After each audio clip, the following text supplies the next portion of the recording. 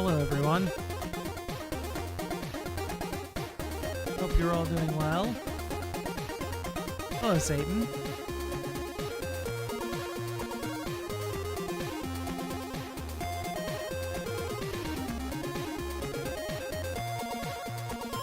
I've been hard at work behind the scenes.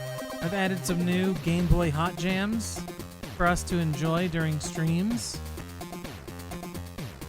I've also spent some time updating the files so that a lot of the songs that appear have proper attribution, so you'll be able to see the composer, the game, and the track title whenever music is playing. You can see that on the screen right now.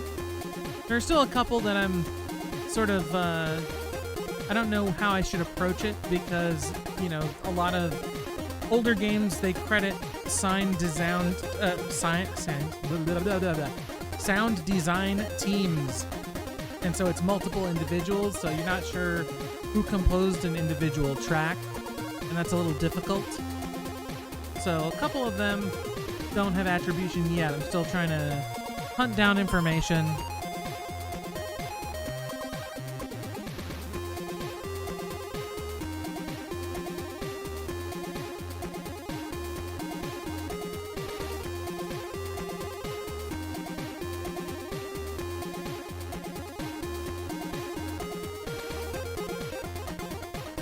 We're going to get started here in a minute or two.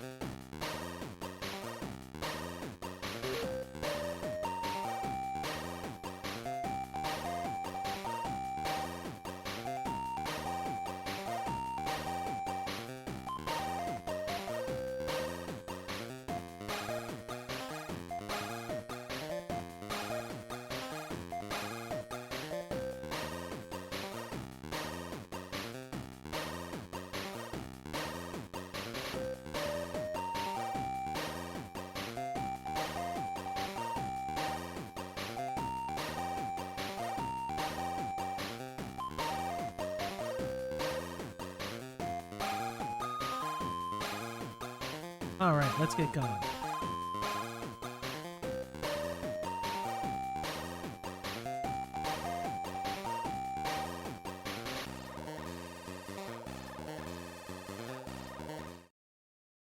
Switch over to retro. Oh wow, that's really loud. Too loud even.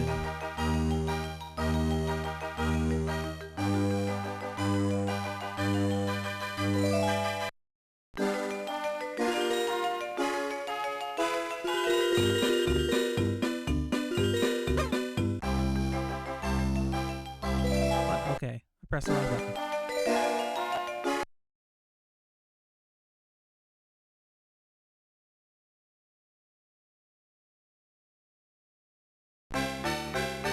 Diesel dreamin'.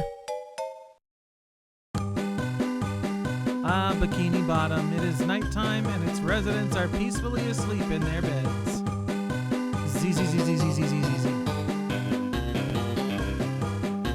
Wow, my license and my first car. This is the greatest day ever. I never thought this day would come. Congratulations, Spongebob. Full car cars mean nothing if you can't drive it. If you're a man, you'll enter the Bikini 5000 and show me what you've really got. Not a man, but a sponge, but alright. Speed is my middle name and racing is my game. Welcome to the Bikini 5000. Racers, on your marks, get set, go. Look at that Patrick spread. Is his tongue just like flying out Venom style?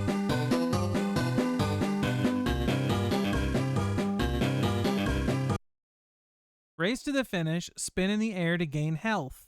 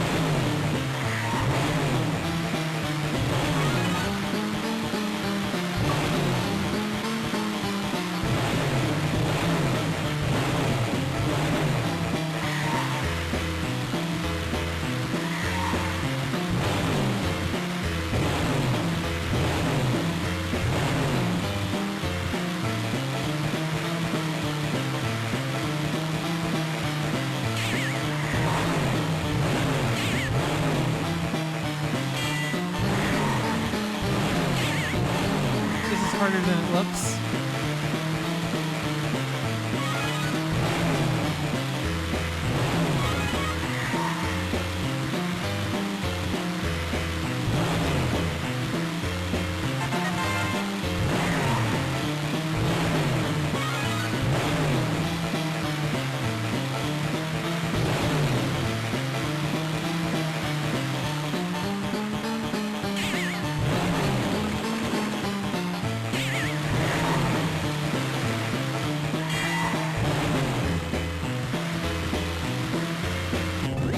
Died.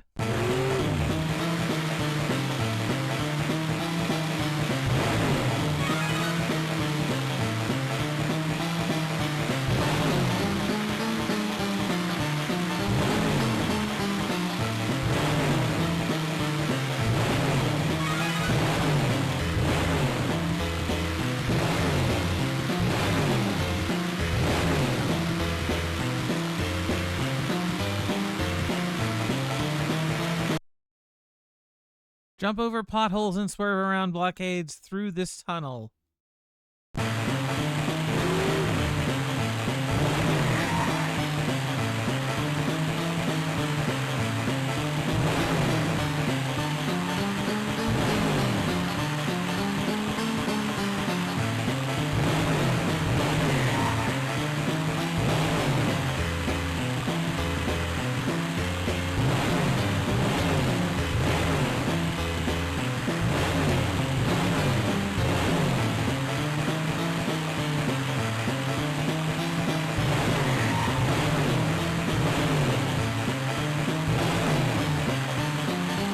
I feel like the visual design of this so far has just been, what does a nightmare look like? Collect 5 engine parts before your hot rod breaks down. Bring the part back to the hot rod to repair it.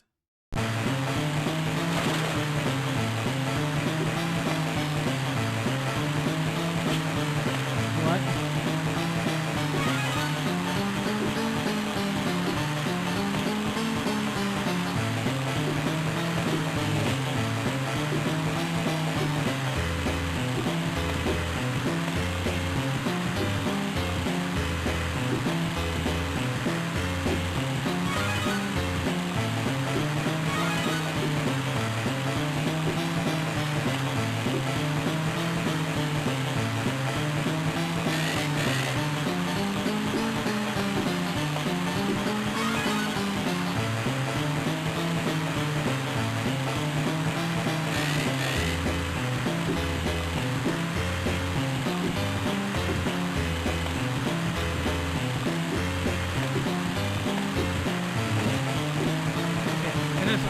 see if you could jump on the jellyfish? The answer is no. I missed a part. We're fucked.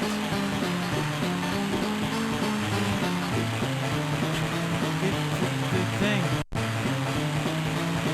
Ugh, this sucks.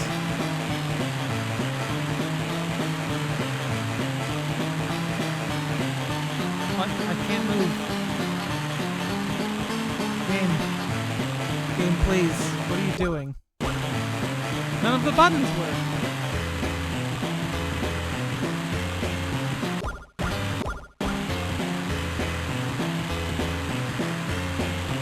What the hell?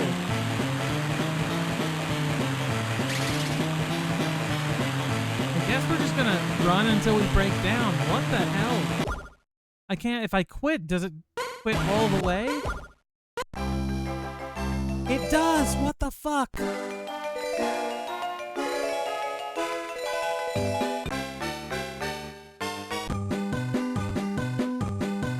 Oh, that sucks.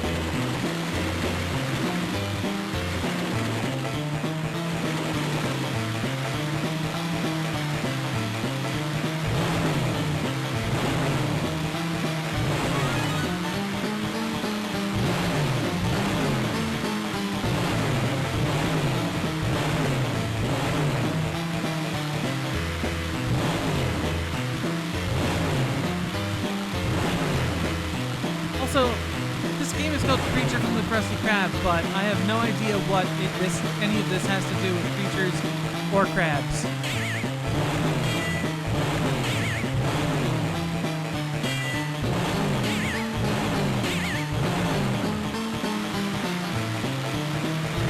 This whole section feels like nightmare fuel.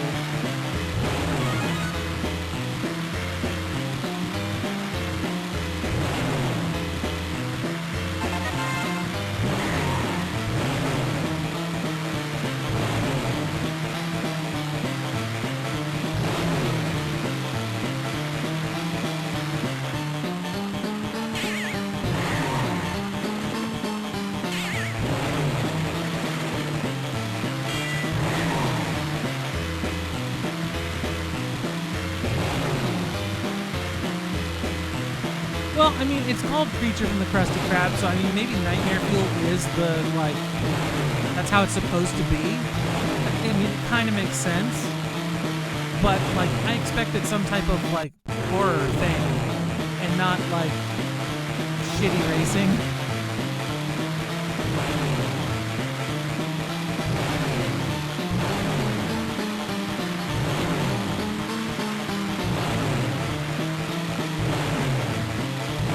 Oh, shit.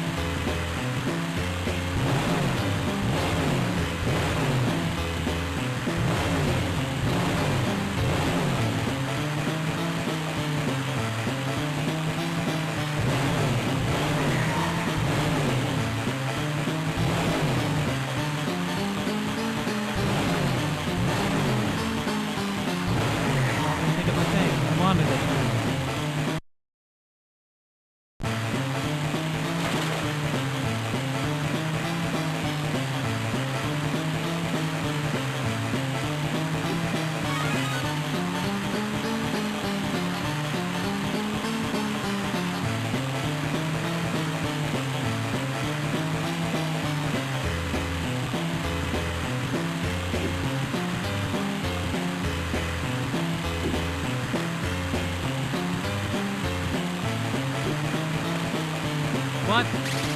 Let me jump.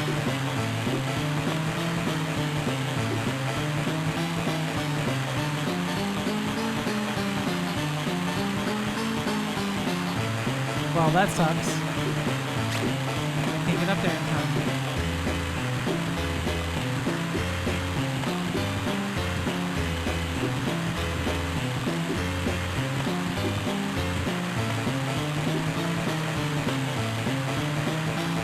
And there's no way to get up there. I heard the noise like I picked something up. Oh.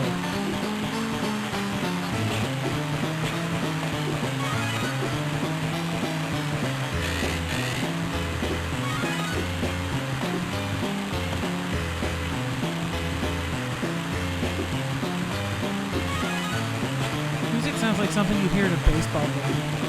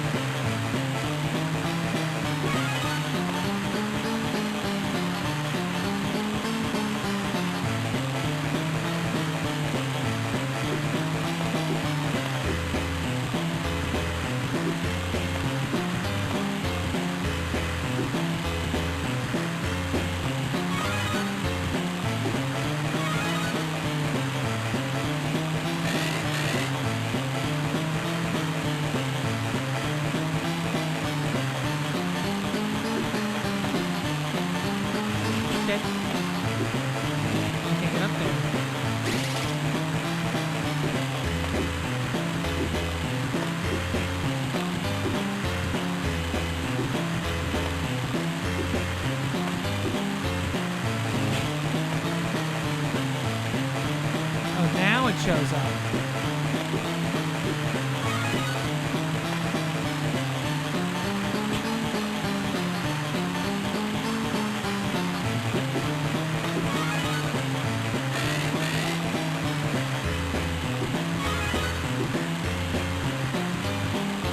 More help, please.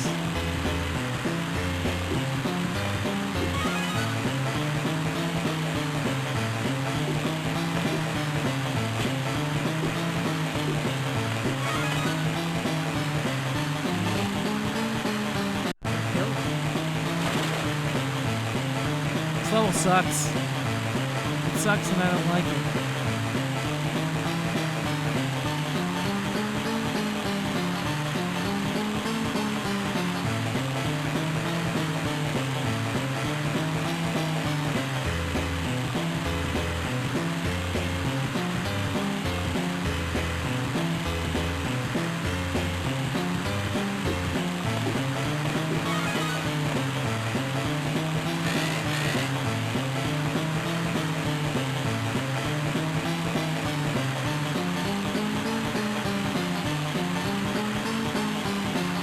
They tell me way too late.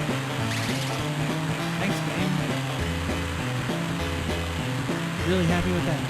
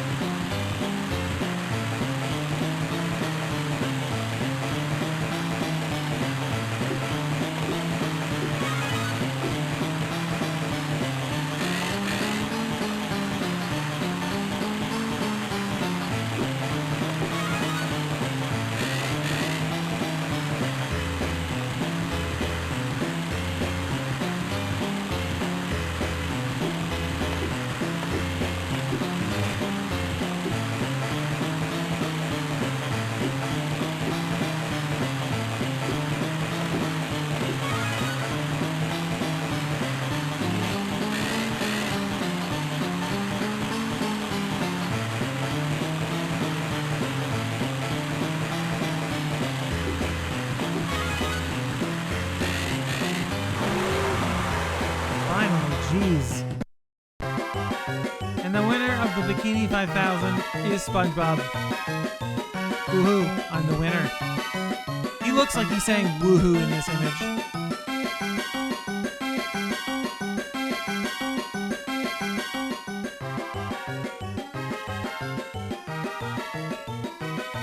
Just as Spongebob crosses the finish line, the road comes to an end. Yarg. Oh, he looks so happy to have jumped off a cliff.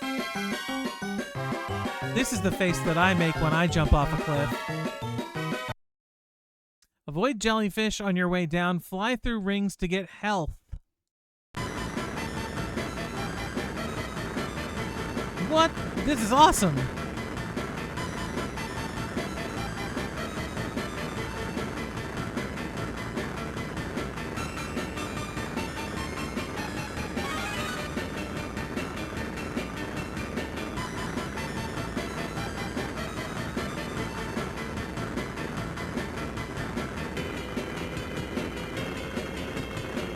Really simple design-wise.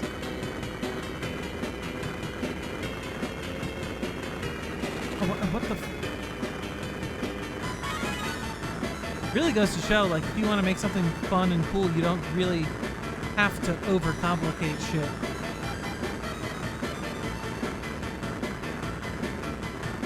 Unfortunately, Spongebob is basically just in a square. You can see him kind of hitting the bounds. Not a fan of that. I wish there was more wiggle room, so to speak.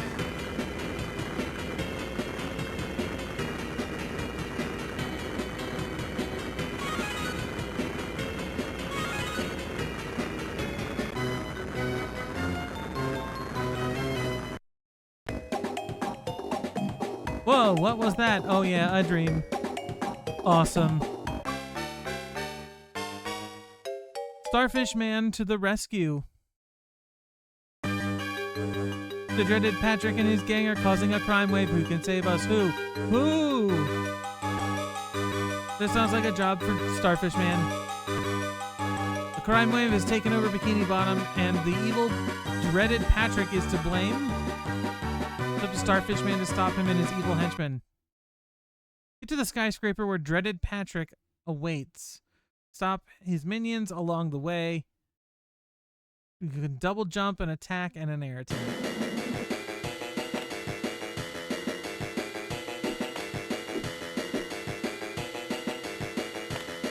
Good.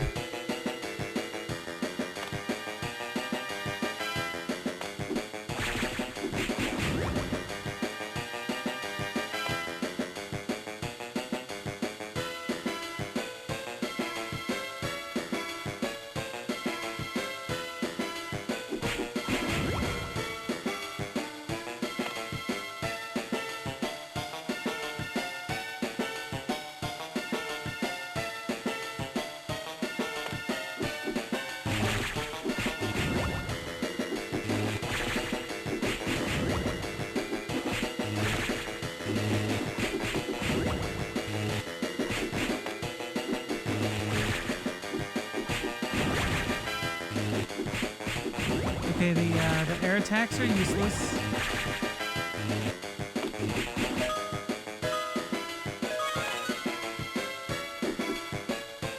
They stop your momentum, and that's not cool.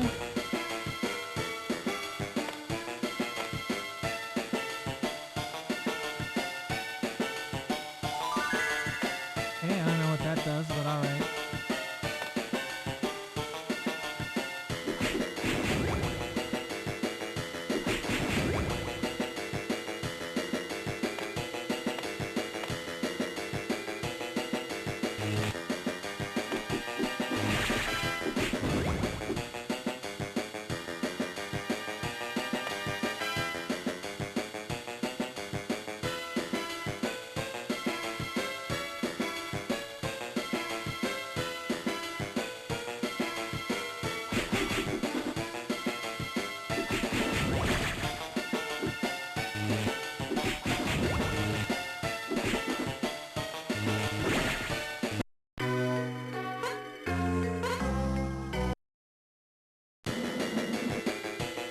Gotta start the whole thing over? That sucks.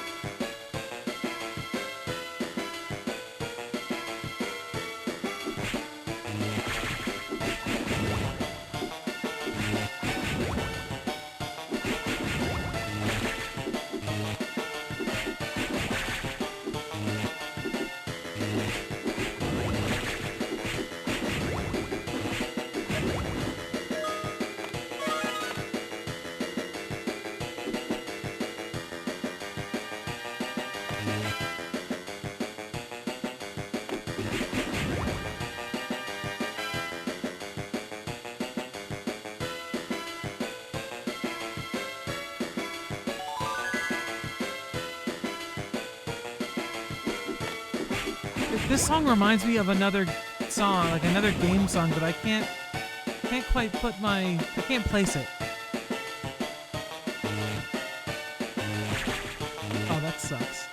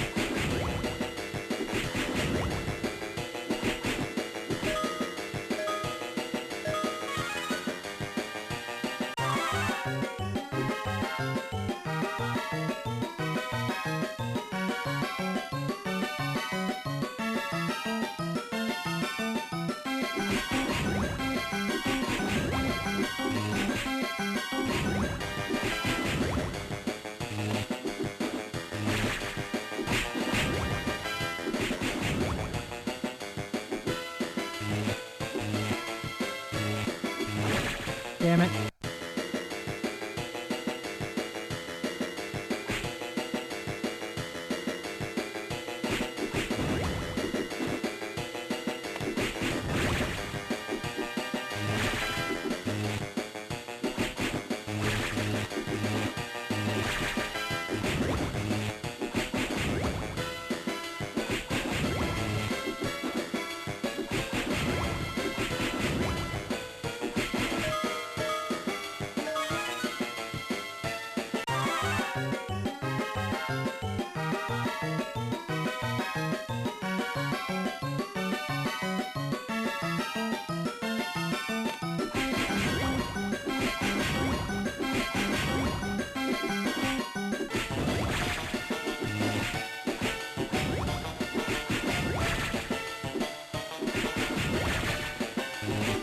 The range on those attacks is ridiculous.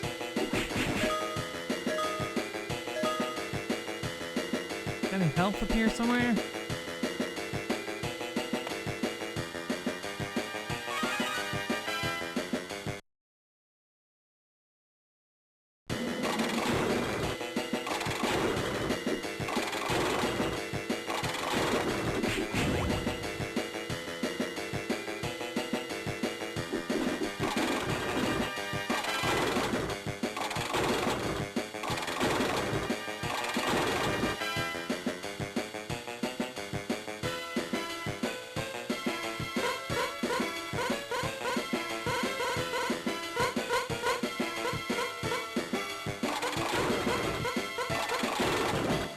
Damn it.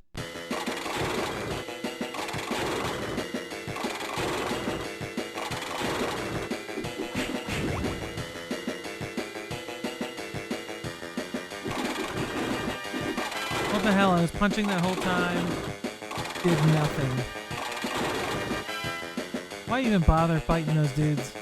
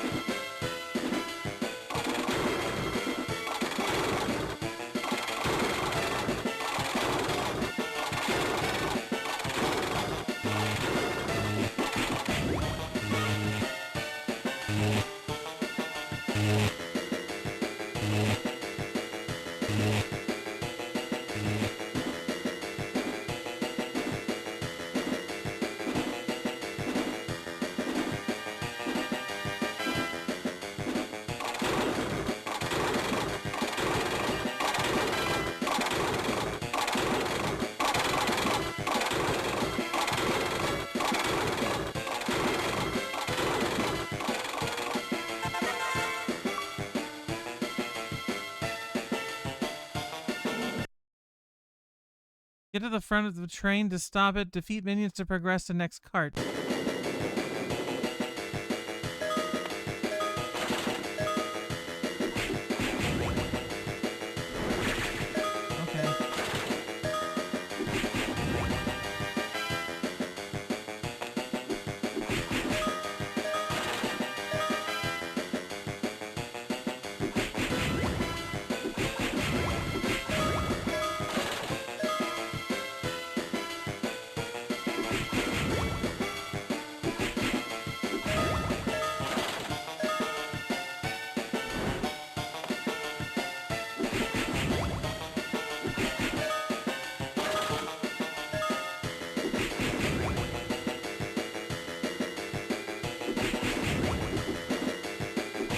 Turning around would be cool.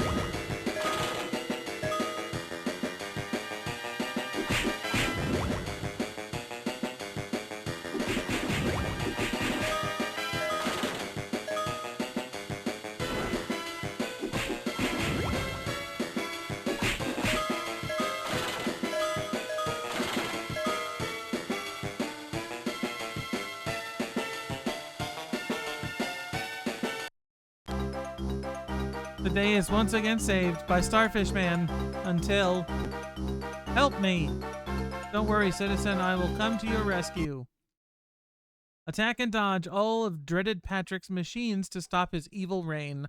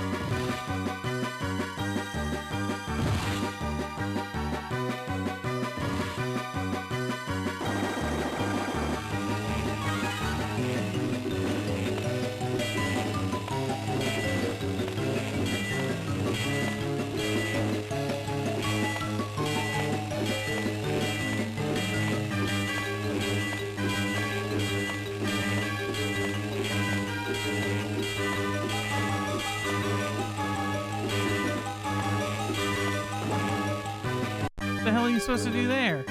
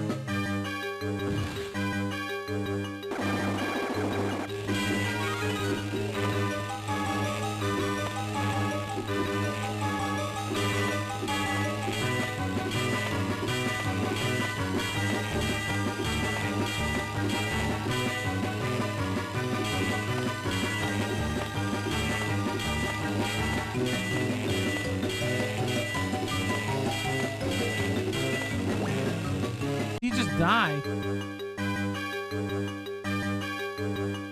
It is beautiful, isn't it?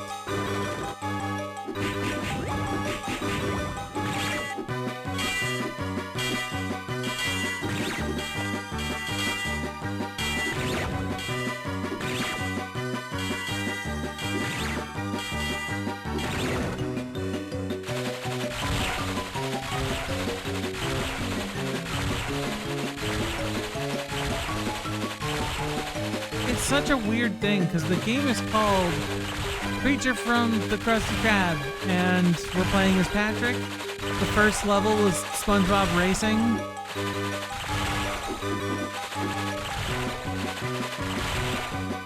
It's like, what even is the point of calling it that?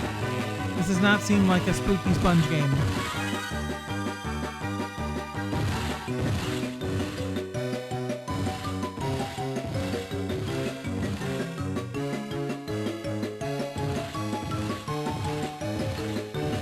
No!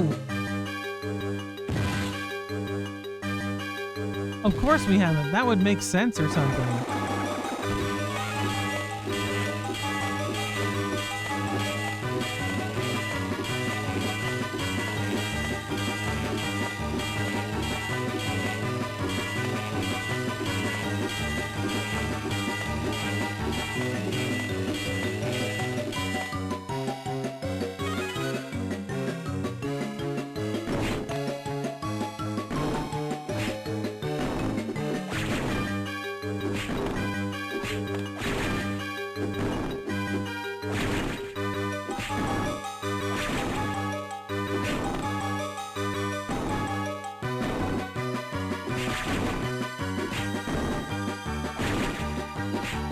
Smash Bros. Now.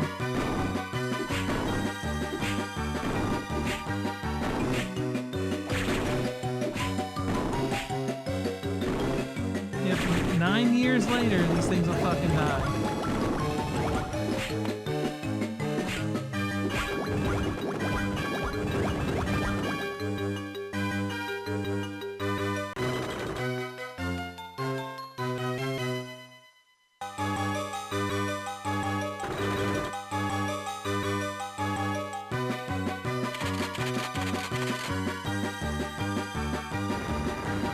Oh no, Patrick is strapped to a rocket. I wasn't supposed to fall asleep. An excellent background.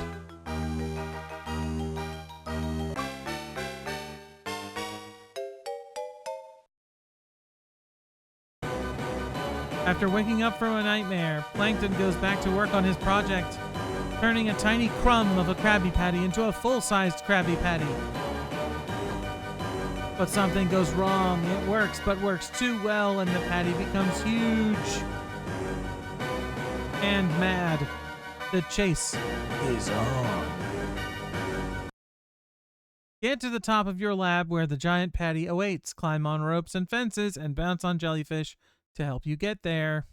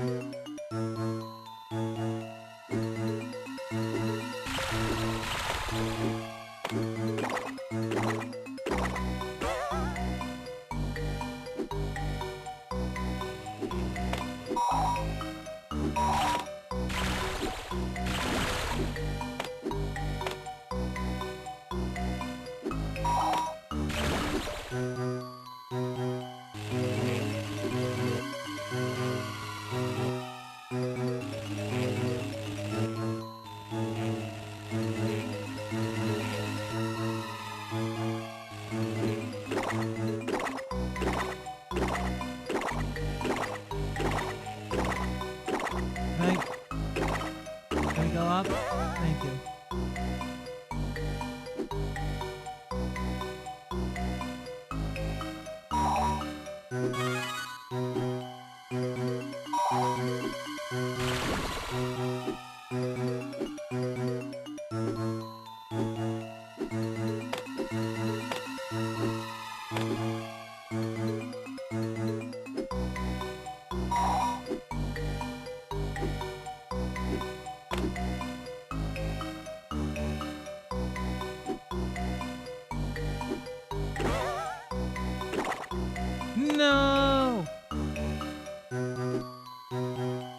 Plankton needs? Fucking sprint.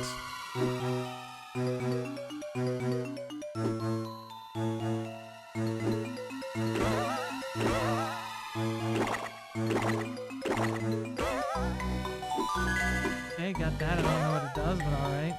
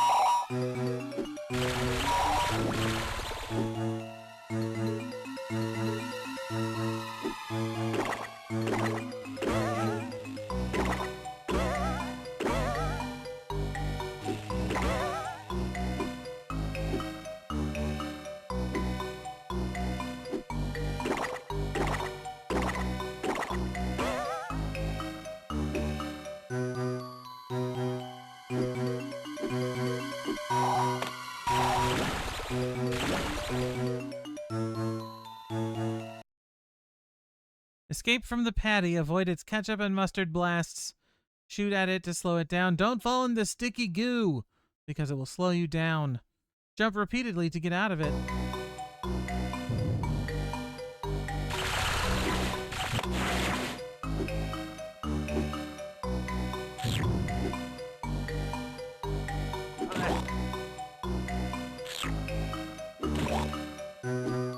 Oh god, not the ketchup and mustard blasts.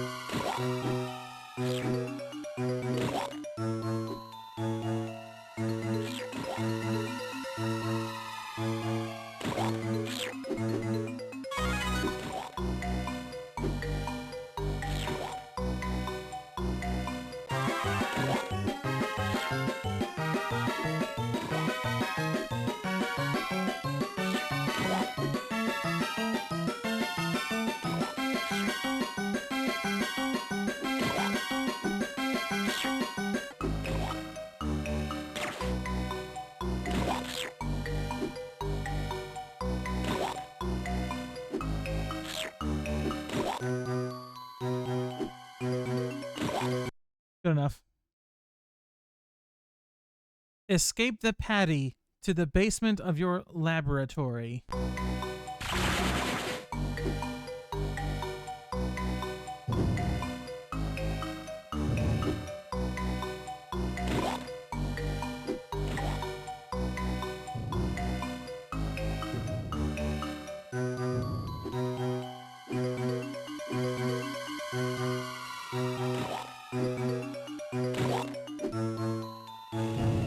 Dude, it's an excellent joke. I am a fan of that guy. Mostly I think that's a good joke because it doesn't punch down.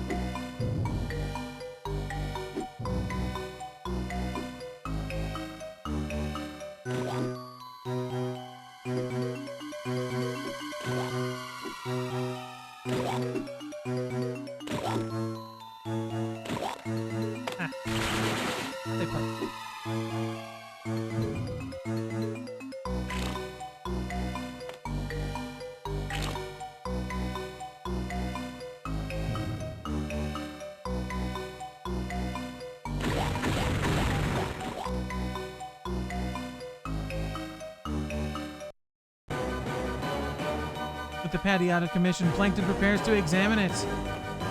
But suddenly, just when Plankton thinks it's over, the patty gets up for one last stand. Shoot out the nozzles to defeat it. Avoid its ketchup and mustard attacks.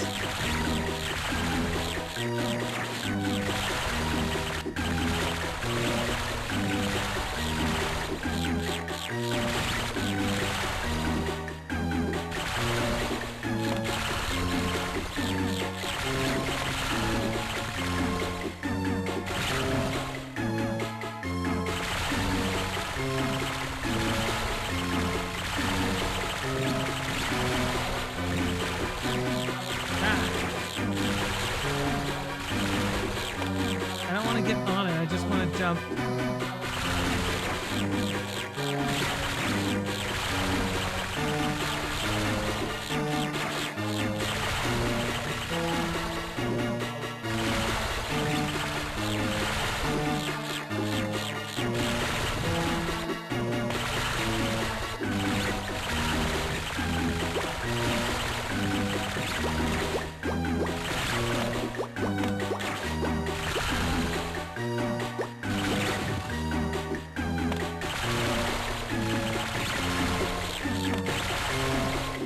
Oh, Lord.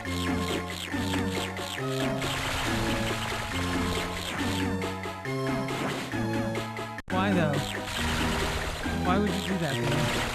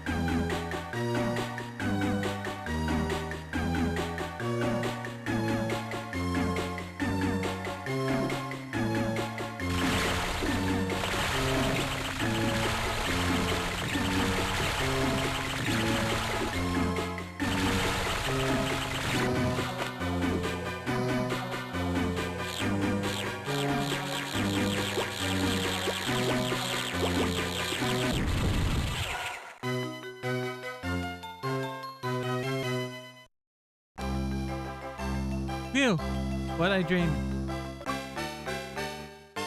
Alaskan belly trouble.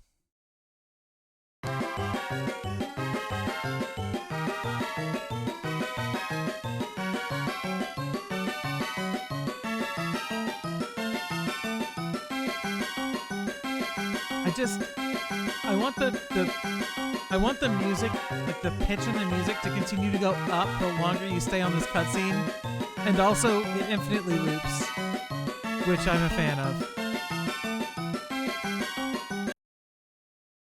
Run away from the worm. Don't touch it, or you will get hurt. Sound advice. A button jump, rapid B button run when prompted.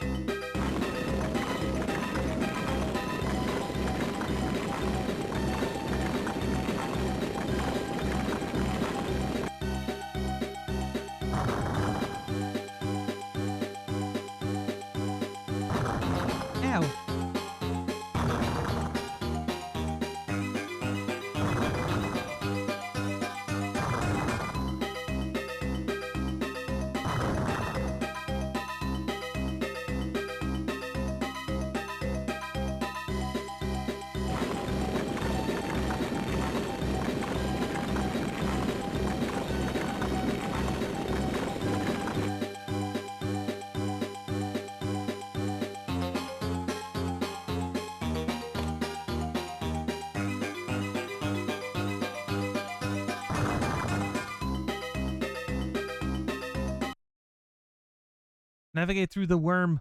Find a way out.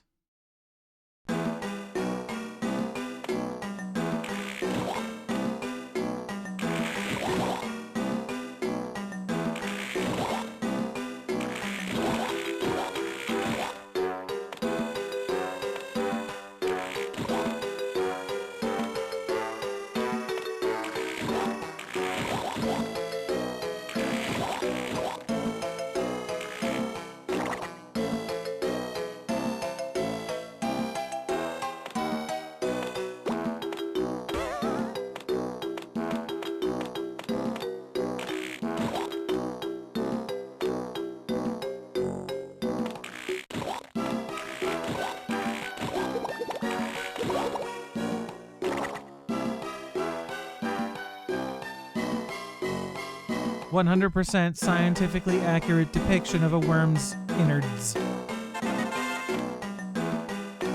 Every worm has one-ups for Spongebob inside of their stomachs.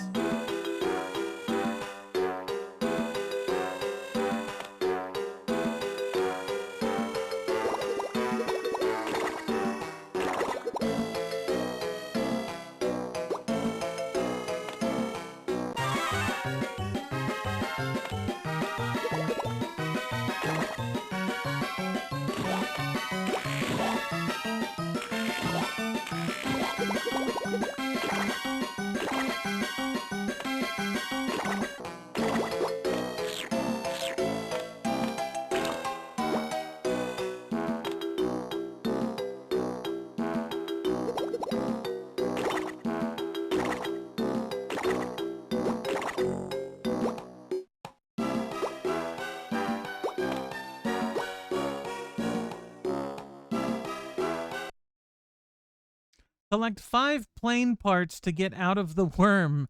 If you have to turn, you will have to turn back if you miss any.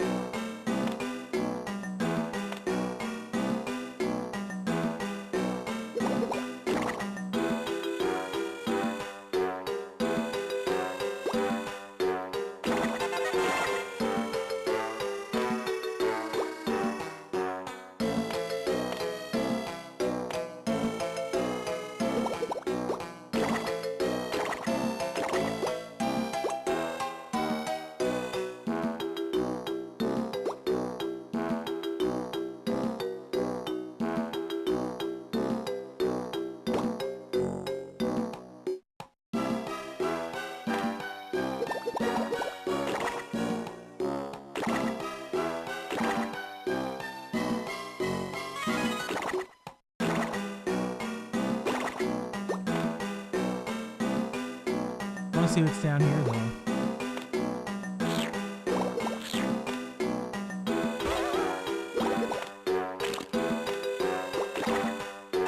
Oh, look at that. It's a plane part.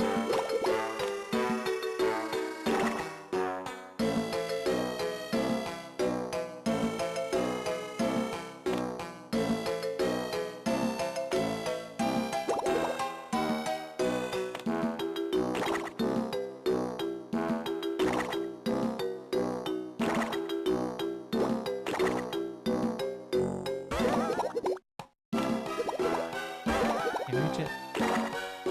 I want to reach it.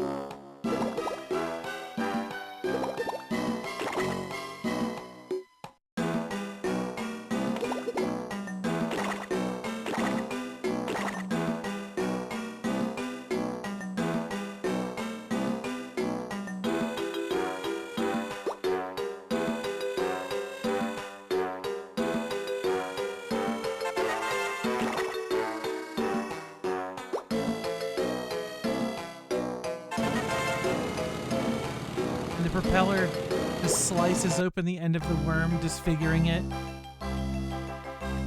It's all ready now. I can fly out of this cave. This is no cave. I better get out of here quick.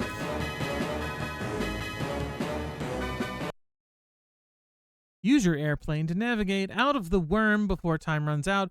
Blast away anything in your way.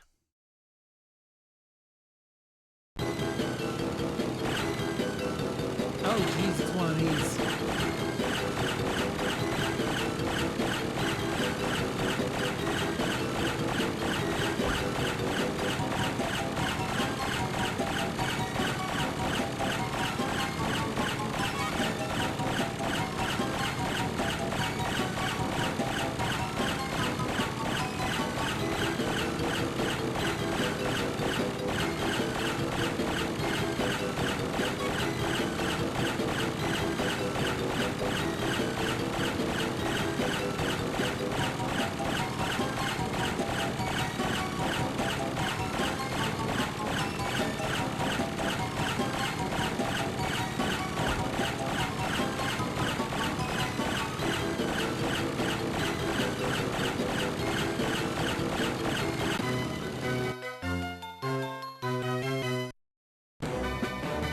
Not gonna make it. Rocket Rodeo.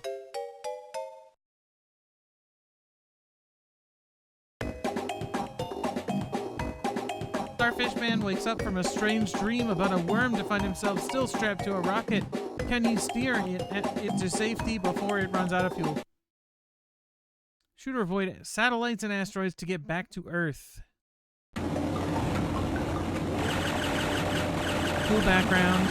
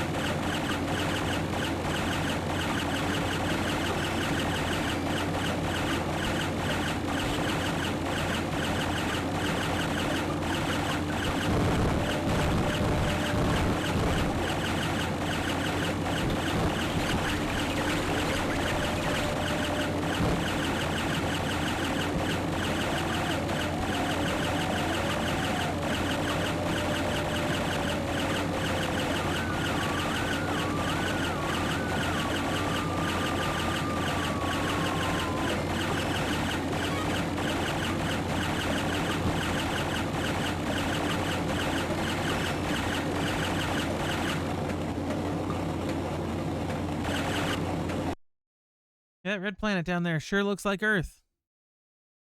Destroy all asteroids on the screen.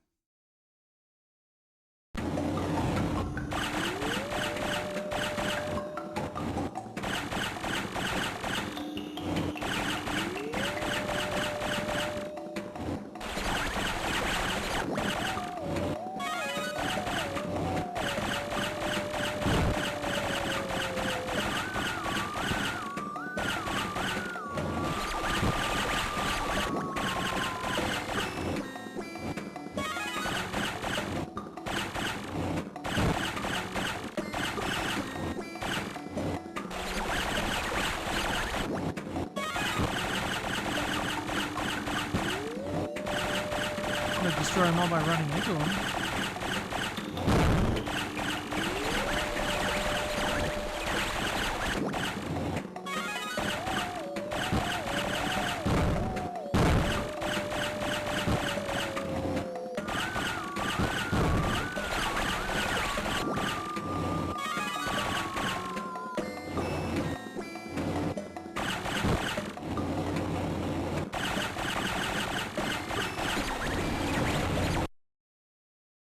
Avoid space debris by dodging or shooting as you navigate through the deserted space station.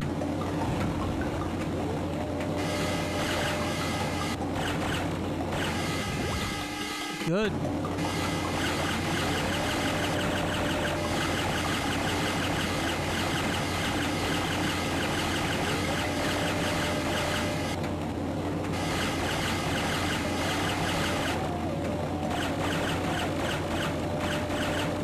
Okay, what good is having a fire button and things to shoot at if they don't fucking explode?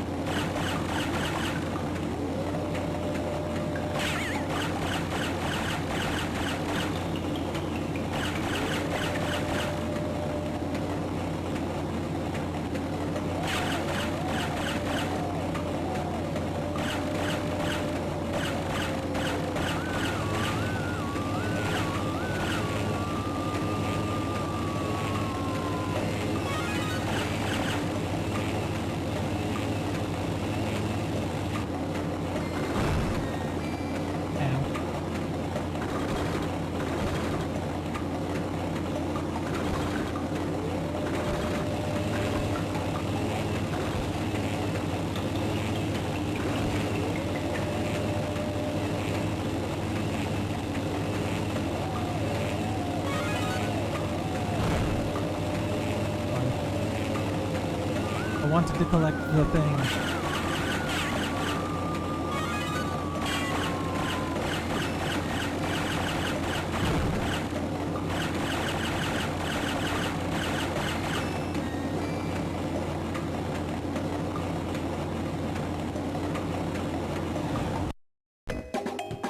As Starfish Man's rocket enters the Earth's atmosphere, it starts to heat up. Can he make it to the ground before getting cooked? No. I could use some ice cream right about now. Shoot satellites and avoid spiky metal asteroids on your way down to Earth.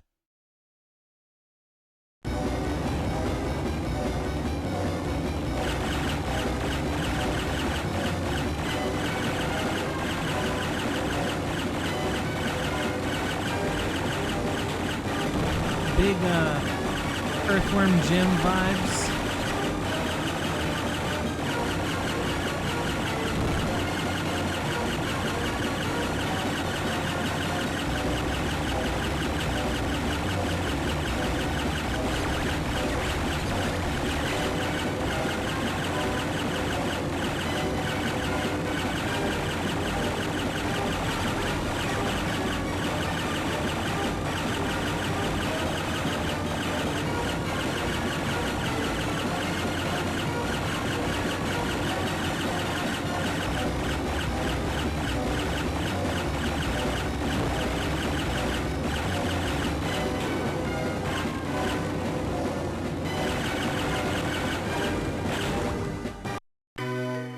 Very weird to control.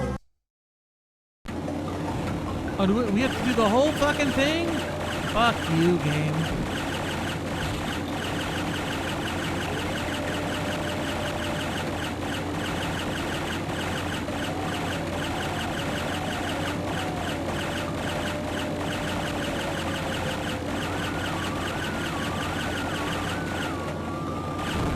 I'm not gonna shoot those. Fuck that.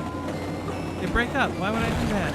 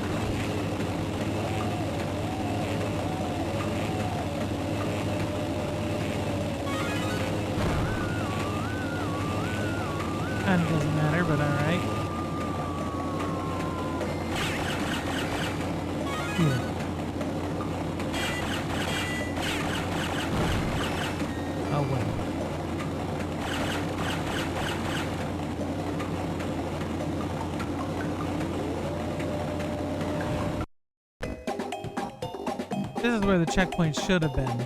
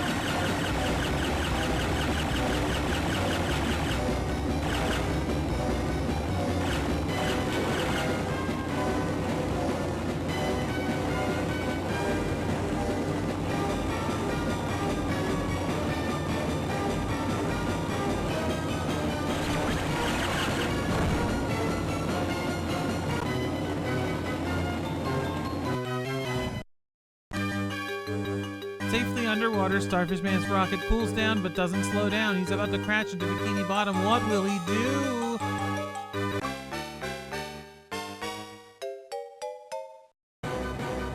Plankton wakes from a dream but finds his current situation to be worse as the giant patty is about to squash him. This will not happen. With the power of his own mind, Plankton grows into a giant who's supersized now. Destroy all the buildings along the way to proceed.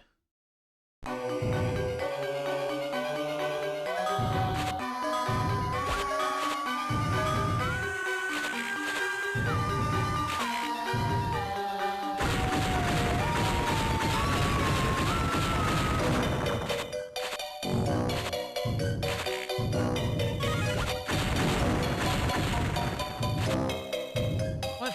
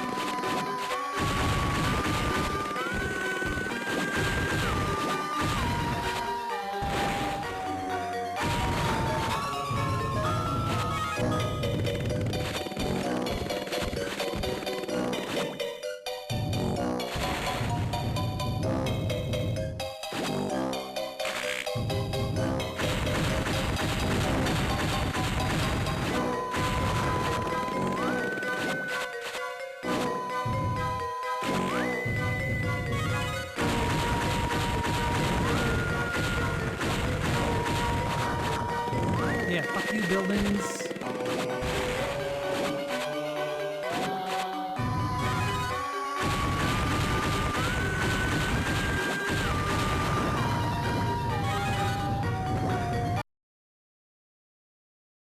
Protect yourself and the bridge from being destroyed.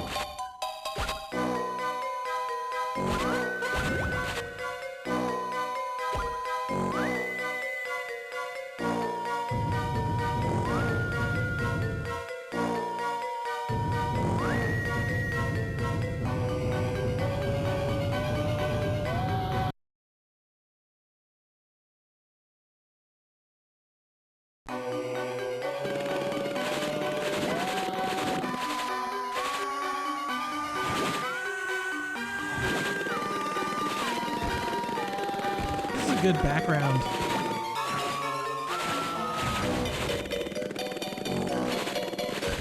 The gameplay is awful.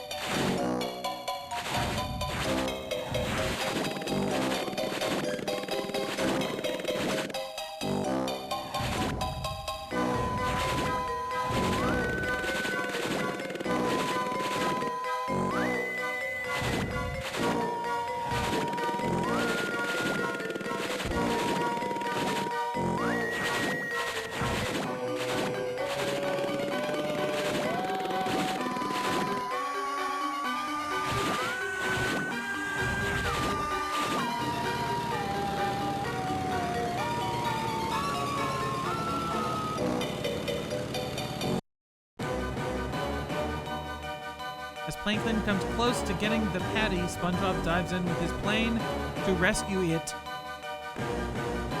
I'll save you, Patty. I won't let Plankton get you. We'll also get to the top of the highest skyscraper. Don't think you can get away from me, SpongeBob. That patty is mine.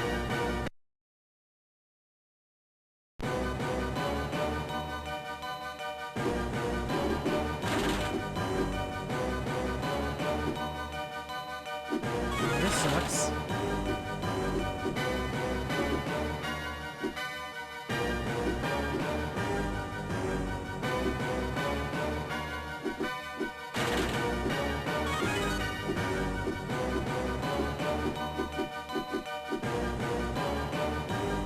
It'd be cool if people fucked off from these windows. This sucks.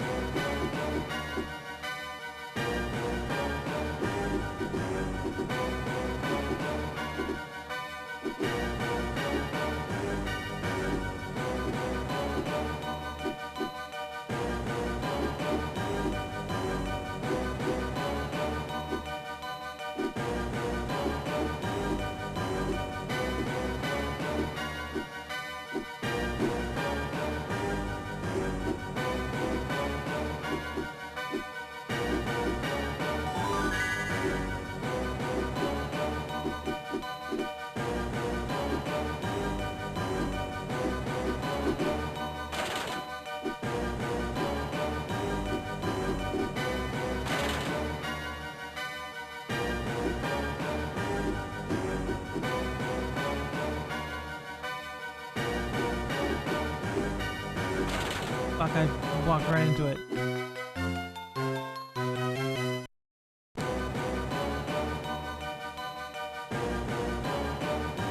Ha ha ha ha! You thought you could get away? Ha ha ha ha! Whoa. Ah! Also a good screen.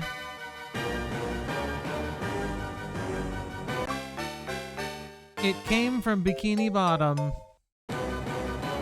SpongeBob wakes from a dream to find himself in the biplane being chased by Plankton. Wow, even I'm confused now. I just better not get crushed. Stay away from Plankton's eye beam while flying high and low to avoid buildings and bridges.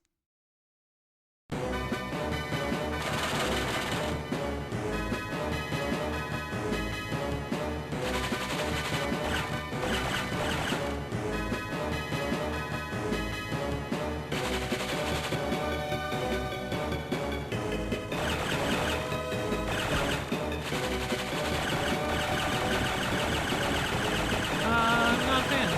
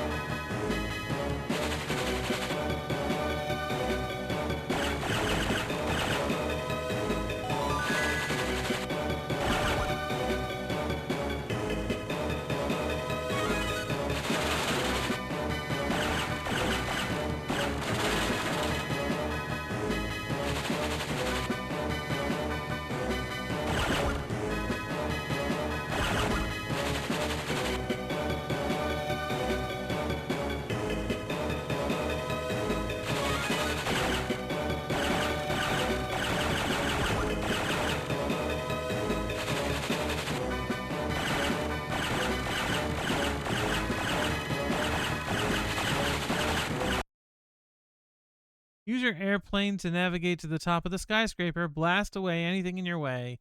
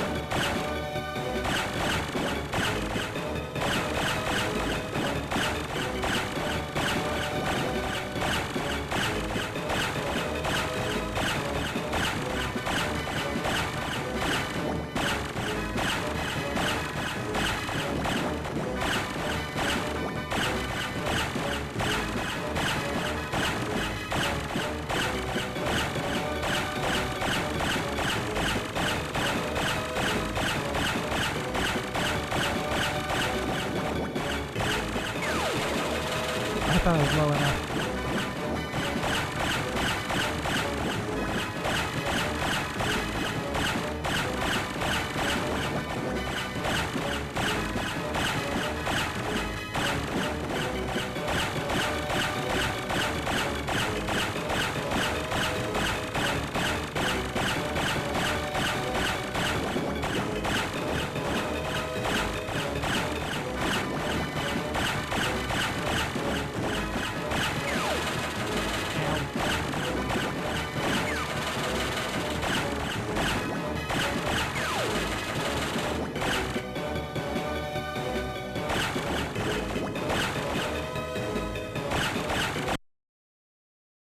Dive in and blast away at Plankton while avoiding his eye beam.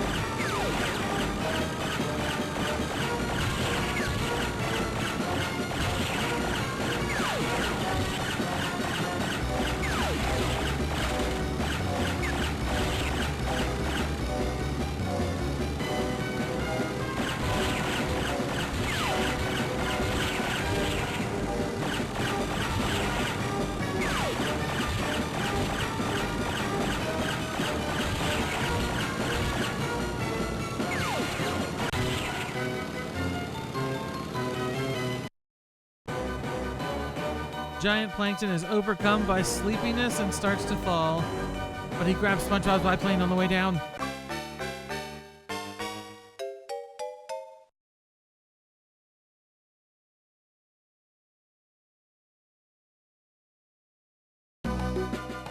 Patrick wakes up from a nightmare to find himself on the ground, seeing it happen before his own eyes. SpongeBob is in trouble. I don't know what to do. Wait, what would Mermaid Man do? Hey there, son. In episode 85 of The Adventures of Mermaid Man and Barnacle Boy, we assembled the Shrink Ray to defeat the goldfish Goliath. go up that skyscraper and get those parts to save your friend. Thanks, Mr. Bubble.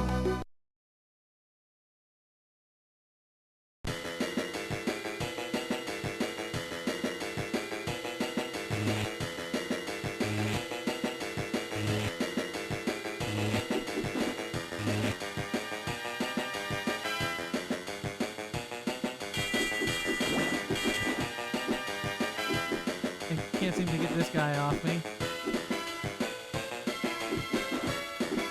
He just lives here now. And he's just continuously doing damage. I don't... Ugh.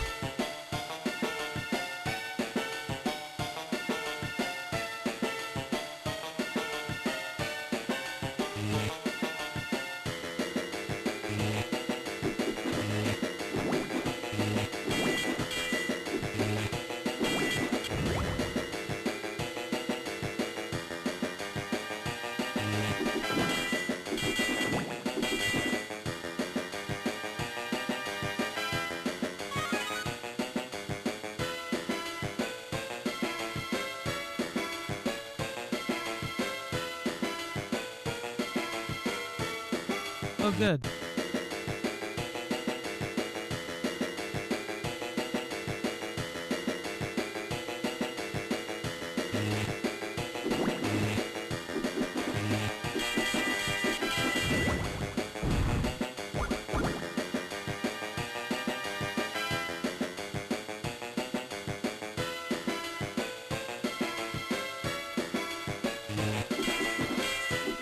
I'll get out of here. First and first.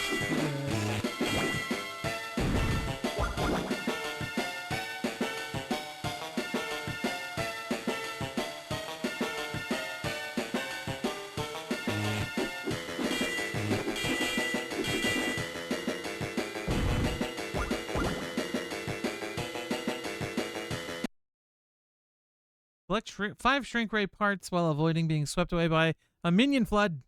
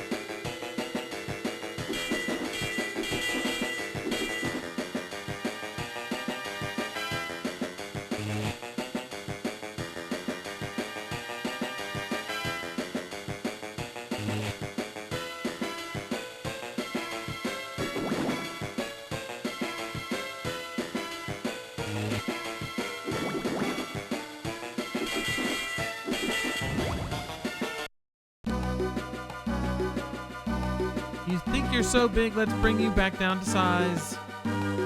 That's pretty clever, Patrick. I've got to hand it to you. Yeah, I don't know what got into me.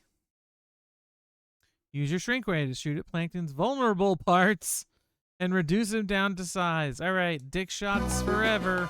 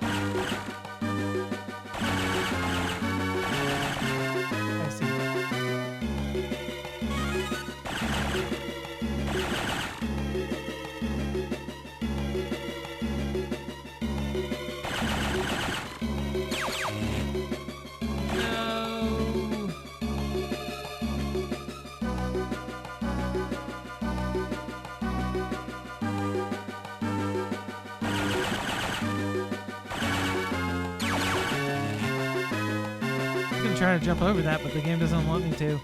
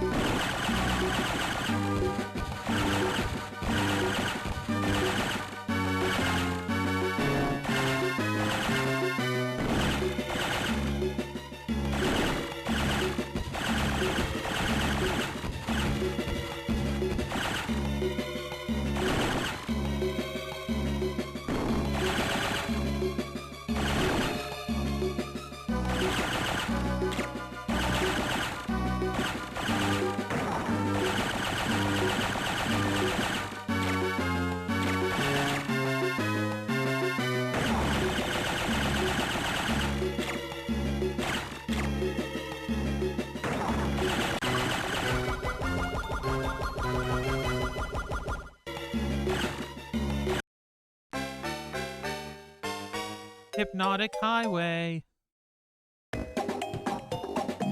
Costumed figure, you are all probably wondering why you are here. I have the answers you are looking for. Your bad dreams all come from the Krabby Patty you ate last night. An upset stomach is the cause of your bad dreams. Next time, don't eat right before bedtime. Ha ha ha ha ha ha ha ha. I'm gonna get that patty and operate. That patty belongs in the restaurant. I'm hungry. Race against the clock to get the Krabby Patty. Spin in the air to gain health. Oh no, another one of these. You get to select a vehicle. This one looks awesome. Is that supposed to be a mantis shrimp?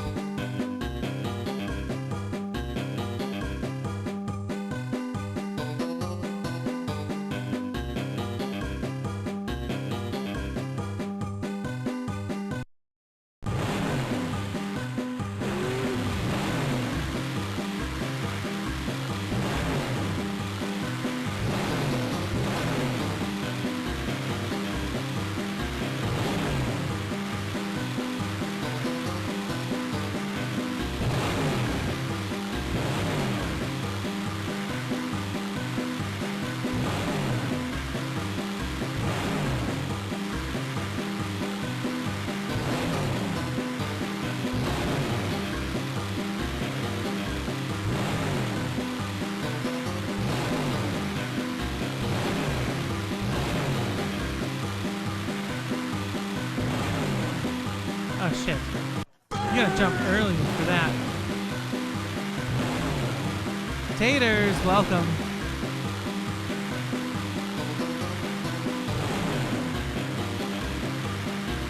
You racing.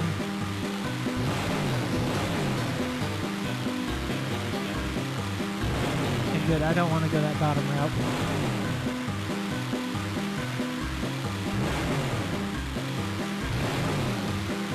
Hope you had a good stream.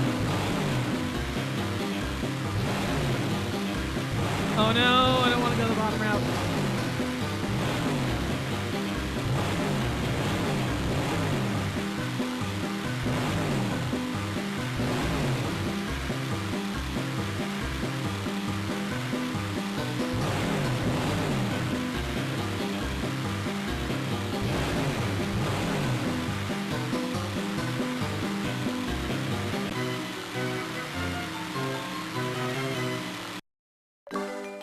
Woo. Yeah, we're playing some Spongebob, but we're actually at the end of the game. As the victor holds up the patty, they shout for joy. Spongebob, meow. It seems this was all Gary's dream. What will he dream of next? Yeah, what a vaguely familiar font.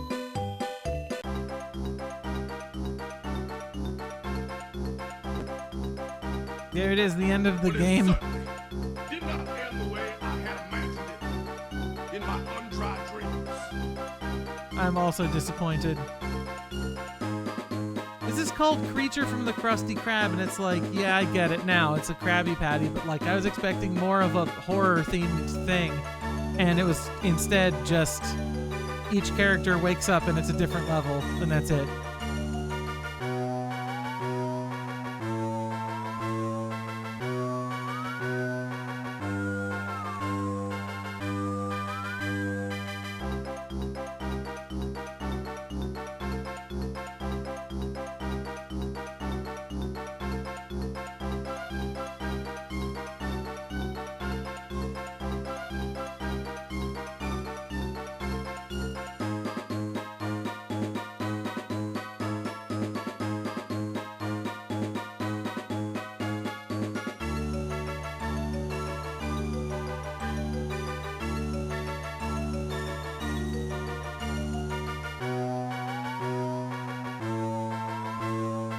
Yeah, it's true. We do all have to start somewhere.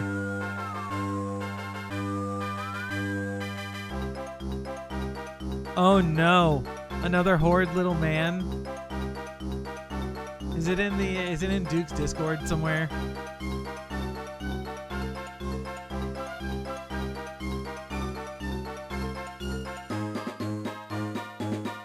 Polish MS-DOS game.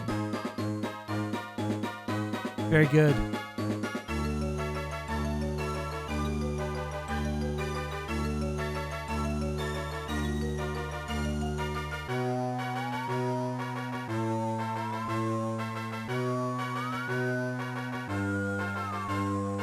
Polish for dwarf. I go into games blind, so that's one of those things where like I would have just loaded it up and just been like, oh, dwarf, okay.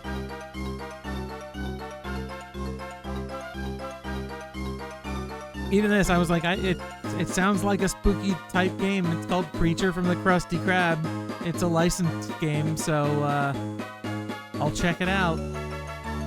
But I knew nothing about it going in. It's very weird that level 1 is a race level.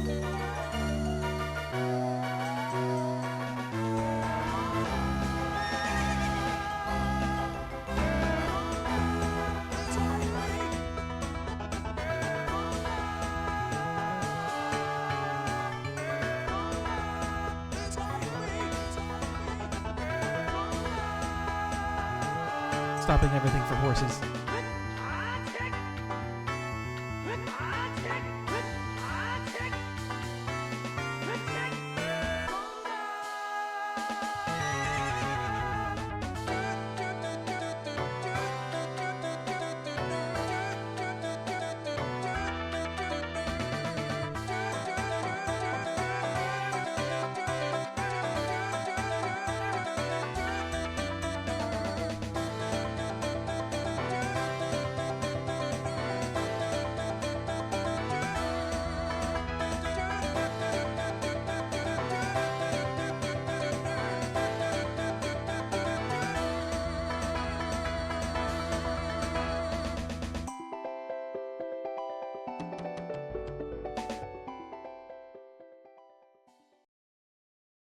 Thank you, Ragadon, for summoning a horse.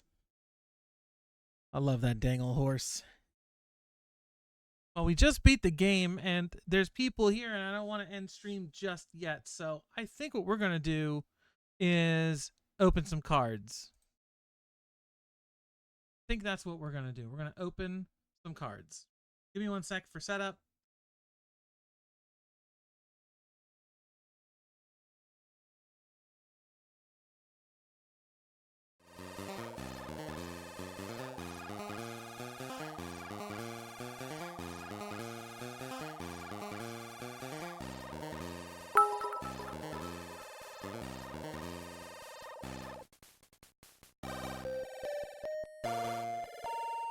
Oh, I am not clumbing. 50 bits will do a jump scare, and if you want, you can, 100 bits will get you a custom order from Starbies, the combination Starbucks Arby's. Those are the only things I've got running at the moment.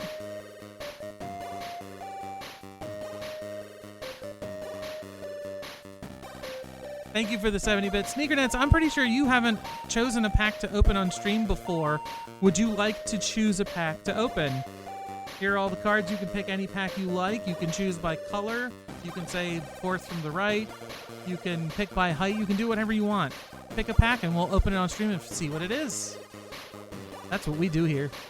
The blue one. There's a couple blue ones. We've got a blue and white one. We've got a blue one here. There's a blue one here. Here.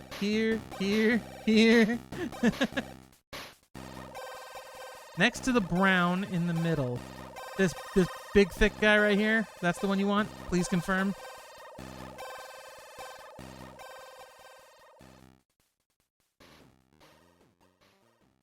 Yes. Okay. Perfect. I'm pretty sure I know what this is. I think you may have chosen wisely. You did. It's the 1992 collector's cards from TSR. AD&D 2nd Edition, Forgotten Realms, Greyhawk, Spelljammer, Dragonlance, Ravenloft, Dark Sun, Al-Qadim, 16 fantasy cards, counterfeit proof, limited edition, random sequencing, tamper-proof pack. Very good. Excellent selection. I actually really like these. These are really cool. Get a close-up look at this. If the camera would focus, that would be lovely. Camera, do your job. Yeah, look at that wizard and the dragon. Lots of cool stuff going on here. I like that it's a tamper-proof pack. It's a thick one, too. Look at this. Autofocus, yeah. I also like that the art extends to the back. So let's open this sucker up, see what's inside.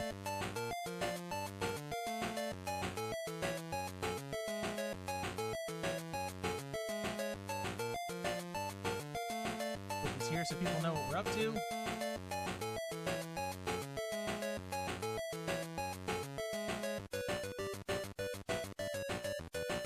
Go. Mahavishnu from AD&D 2nd Edition. This unfortunate character is an abomination to both his parent races. His elven mother, well, jeez. Good lord. I'll let you read that on your own. Took him to a nearby monastery where he was raised and trained. Mahavishnu despises orcs for quote-unquote making him, and he adds a +1 bonus to all attacks against them. His excellent dexterity gives him a naturally low AC. Good lord! I like that half-elf, half-orc at the top for race is like italicized and exclamation pointed. Yeah, lawful good. Good grief. Tipsy Towhammer.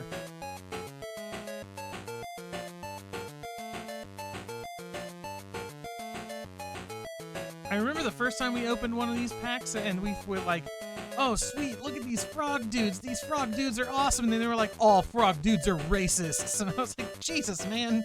Just let me have one thing. He's got a ring of invisibility. Tipsy was a lazy child who grew up to be a lazy adult. His size, his halfling dexterity, and his shiftless demeanor naturally directed him towards the profession of thief. He is also blessed with luck that would defy the gods, which many would say is his most redeeming quality. Tipsy is untrustworthy in a crisis situation.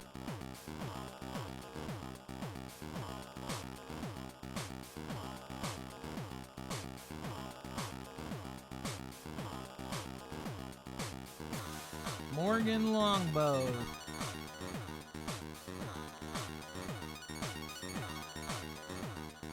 Fighting Scar from the Lion King as a giant bat.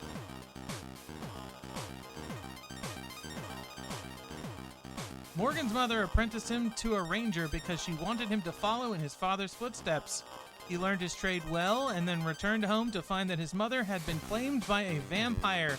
He swore an oath to hunt the creature and joined a party dedicated to that cause. This bastard sword +3. 8th level ranger.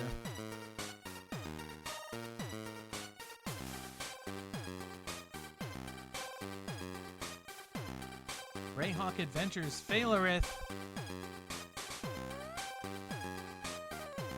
A good face.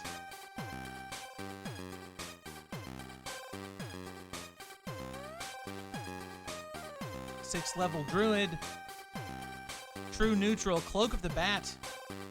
Phalerith of the gnarly forest sees in the air the power and might of nature.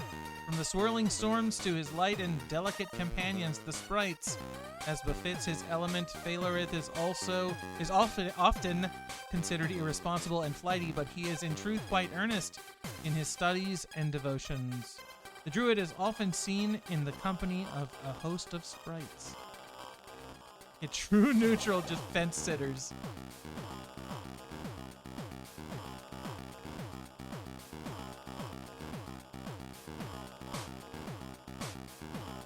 Oh. Another Greyhawk card. Kamal.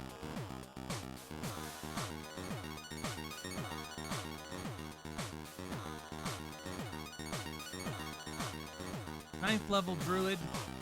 True neutral. Wooden shield.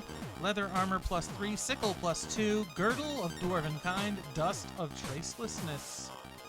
Kamal strives to understand the powers in earth, rock, and soil. She travels the Flanace, mapping out the lines of power that flow through the ground wherever possible. She heals the earth of the damage caused by greedy miners. Kamal has a good rapport with dwarves.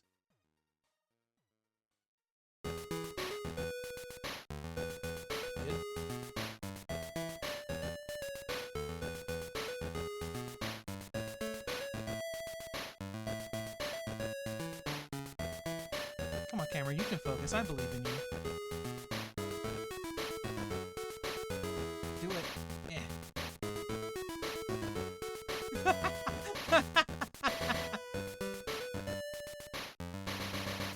The kid's face.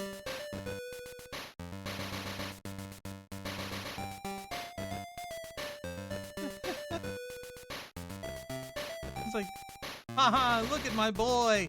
Blah.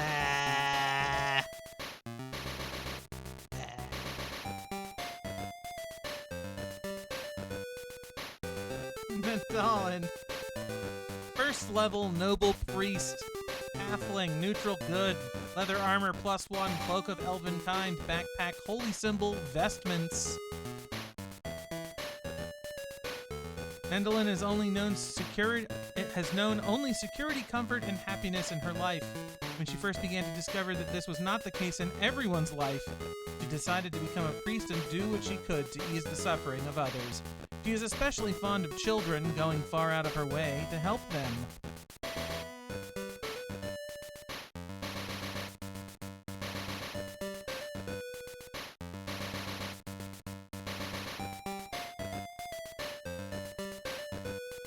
Yo, that's badass.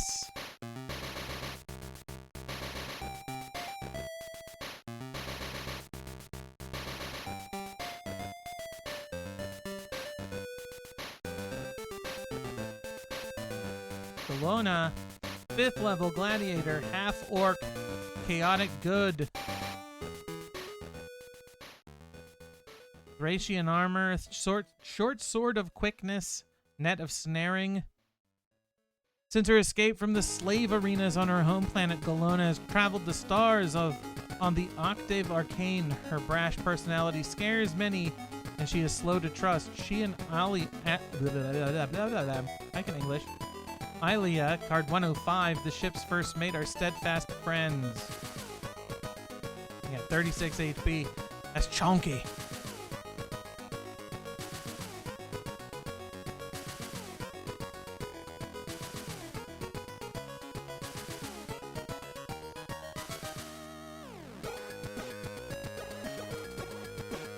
Pretty good.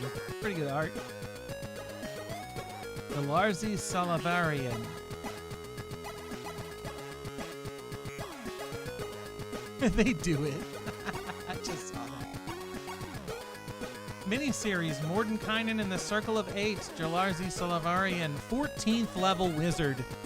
Human, 38 hit points. Neutral, good. Equipment, Pseudo Dragon. Bracers of Defense, AC 2. Ring of Protection, +2. Staff of Striking. Boots and Cloak of Elven Kind. Hat of Disguise. Ring of Feather Falling. Wand of Fear. The youngest and only female member of the Circle of Five, Jalarzi has risen in importance ever since the treachery of Rari.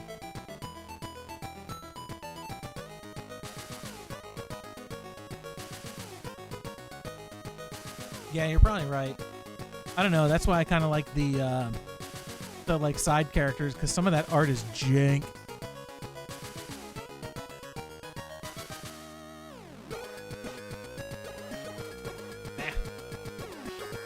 Tanier.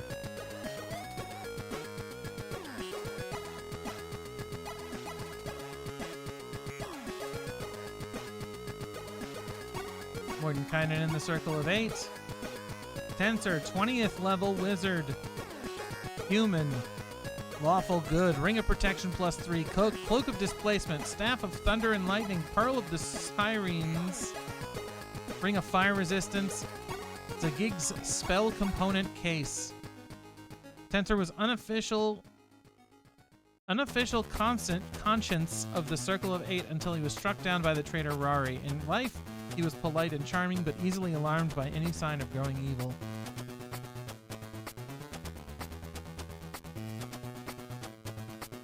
Yeah, mega badasses in here. And speak of the devil. Rari. That fucking cloak.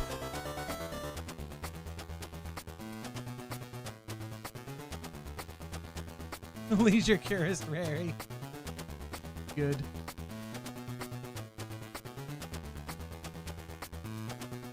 .23rd level wizard. Human. 50 hit points. Neutral evil. Bracers of Defense, AC 0. Ring of Protection, +5. Gem of Seeing. Helm of Brilliance. Ring of Animal Control. Ring of Mind Shielding. Robe of Stars. Wand of Paralyzation. Formerly of the Circle of 8, Rari, in an act of treachery, slew 2 of his fellows during an attack on the assembled crowned heads of the Flanace. Yeah, that's a boss you're going to end up encountering, I imagine. Cool card, though. Like the art.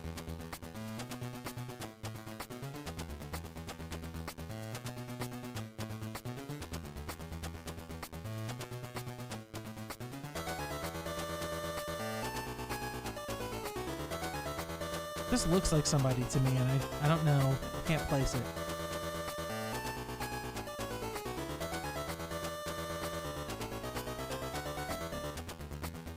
Camera doesn't want to focus.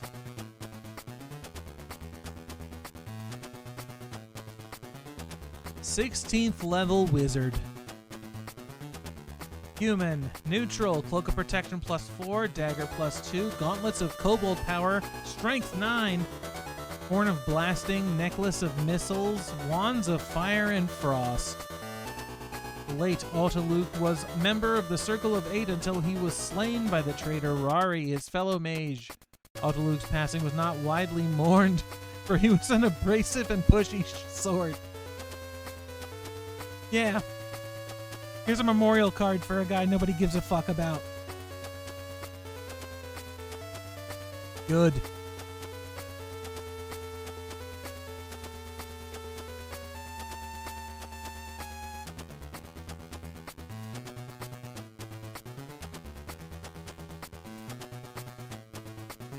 Ventrilos.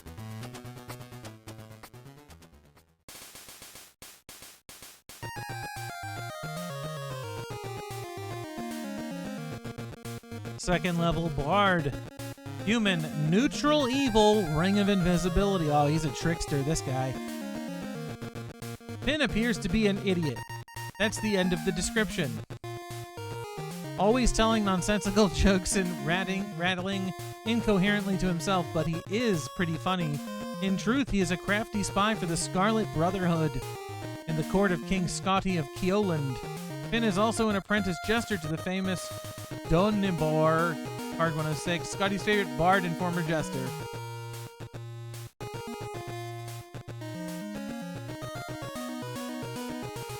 Yeah, appears to be an idiot, always telling nonsensical jokes and rattling incoherently to himself. I'm in this description and I don't like it.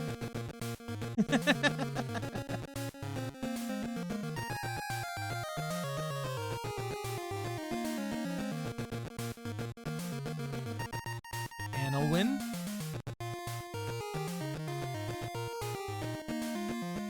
That's Annelwind. Please pronounce it properly.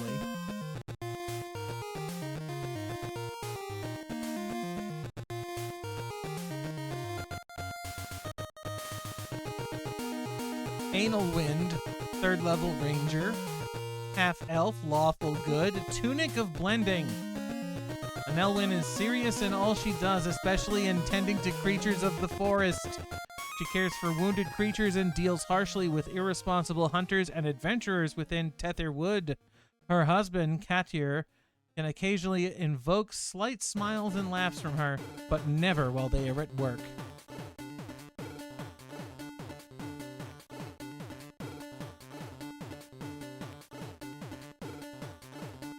Look who it is!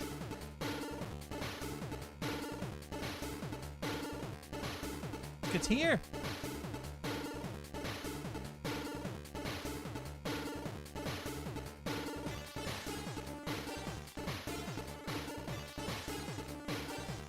Katyr, 4th level ranger. Elf, neutral good, cloak of elvenkind. Katyr, a native of Tetherwood, acts as a guide for lost travelers. Silently stepping out of rain-soaked mist in times of need, he and his wife, Annelwyn, Card 103, also guard the trade routes which cross through the northern forest of Tether. He is mute, but uses a simple sign language that his wife translates for others.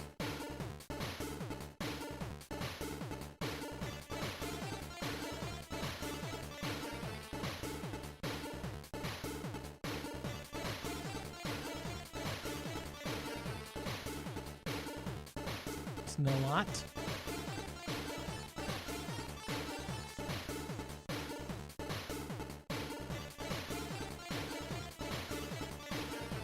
Sixth level ranger, elf, neutral good, elven chainmail +2, longsword +1, longbow +2, ring of free action. Nalot is the 3rd child of a lord and never expects to inherit a title. Instead, he's appointed himself a, quote, guardian of the people, end quote, and made a name for himself as a scout and hunter. Nalot is a practical joker, which wore thin his welcome at home and earned him the label Black Sheep of the Family.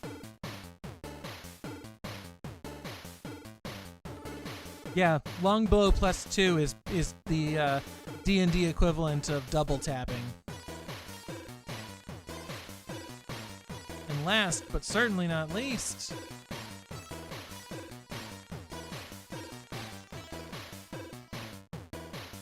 get the blurry card because the camera sucks.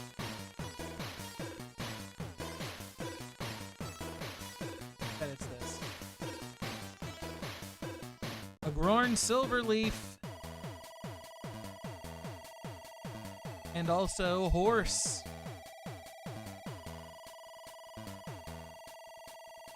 Sixth level ranger, elf, lawful good.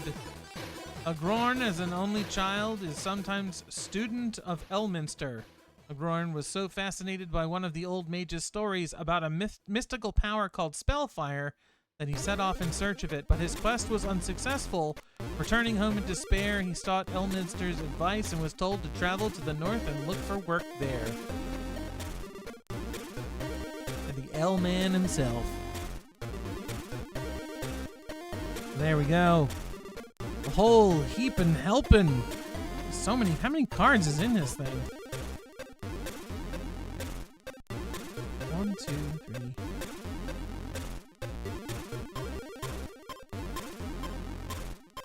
It's like 16 cards. This is a fantastic pack. Look at that. There's so many. Excellent, excellent, excellent selection. High five, Mr. Mime. Yeah, these are great. I've actually been cataloging all of the cards that we've opened on stream, because there is a redeem. You can just use channel points, and at any time I will drop whatever I'm doing and open a pack of cards. That's what we do here. It's a lot of 90s jank, but I'm happy that we were able to get to these. This is a set that I actually would like to complete, but I'm pretty sure, yeah, this is card 222. Like, this would take forever. Card 330. Oh, what's the highest card? It's 330.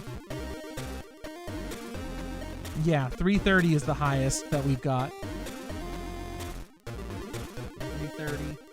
There's a lot of cards. You're at home here? I'm glad. I am glad. Yeah, we opened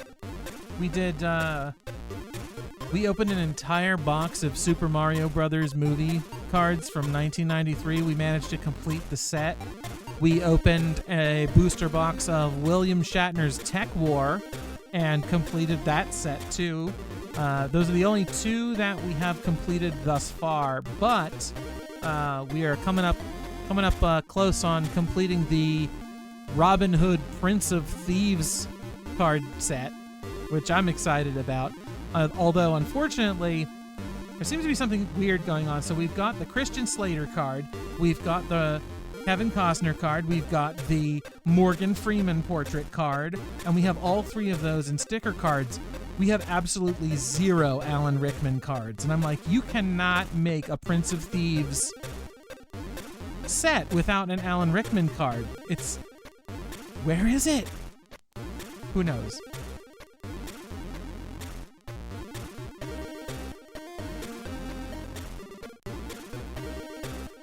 Yeah, this is the booster box. I refill this with random boosters periodically. Some stuff we've seen before, some stuff we've never seen before. A lot of weird stuff. One time we opened one that was like American vintage cycles, and we thought it was going to be bicycles, and it was all motorcycles, but it was all like stuff from like 1900. Last night we opened one called Santa Around the World. I think I put them away though. Let's see, what else? What do I have laying around here?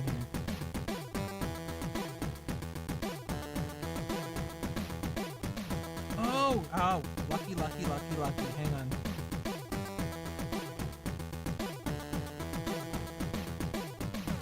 Give me 1 second. Oh, are these the only ones that I have here? Oh. Well, here, we're gonna do bonus. I have these laying around. These are by my desk, so. Magical Staff. Osmo Staff of the Woodlands. XP value 9,000. Osmo's card 332. Staff is made from the severed limb of a tree ant. A bolt of lightning cut the branch free and nearly killed the tree ant in the process. As a result, the staff has all of the powers of the Staff of the Woodlands +2, plus it can call lightning 3 bolts in 2 rounds once per week. Each bolt of lightning inflicts 5d8 points of damage, save for half damage. There must be at least partial cloud cover in order for the staff to work. Osmo abhors violence, so he has never called upon the staff's unique power, and the electrical ability may become a lost secret if Osmo dies without telling anyone about it. Yeah, this is absolutely sick. Disgusting staff. Have another staff.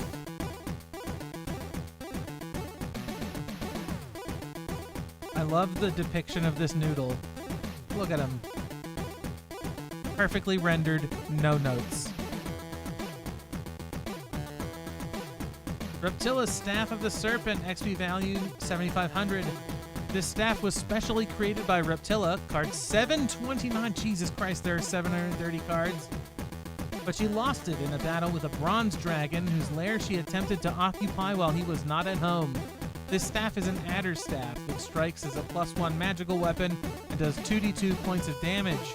Upon command, the head of the staff becomes that of an adder, AC 5, 20 HP, and remains so for 1 full turn. When the snakehead scores a hit, the victim must make a saving throw versus poison.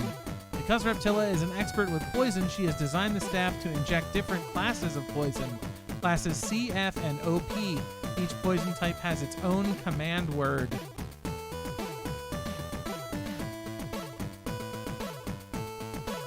Pretty cool.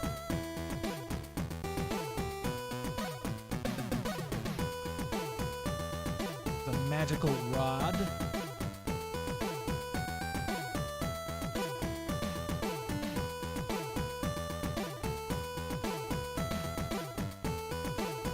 DM has to consult the book on that one. Malice's Rod of Reincarnation, XP value 12,000. This rod was bestowed upon Matron Malice Do'Orden when she was high in the favor of Loth, but she kept its existence a secret and passed it out of knowledge with her death. It has the powers of a Rod of Resurrection, but it has a horribly evil power as well. When its wielder scores a hit with it, 2 uses only, the victim is instantly destroyed and reincarnated as a completely new character. Saving throw allowed for no effect. All character attributes, including class and race, are randomly determined, but the resurrected character will have the same level as its predecessor. Jesus! That's diabolical. Yeah, that's, you know... I'm just gonna hit you with this staff. Oops, deleted your guy. God. That's rough. Oh, this is cool. We got one. We got a ring from Dragonlance. The magical ring. I like that the equipment has such robust art. Fantastic.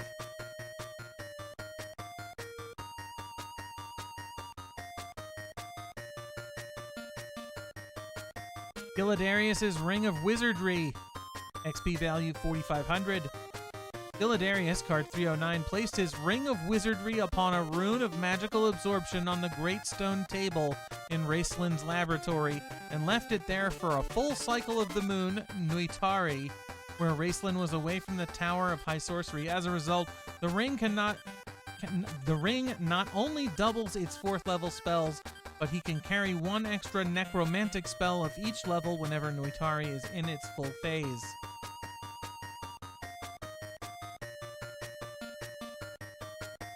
Doubles 4th level spells. Dang. And these are the only additional ones from this set that I have just laying around. But I know that we've opened at least 3 other packs with, 16 cards in them, so... There you go. Excellent selection. If anybody else has the channel points and would like to redeem a card pack open, now would be an excellent time to do so. I'm going to take about 30 seconds to let people decide whether they want to spend their channel points and take a drink.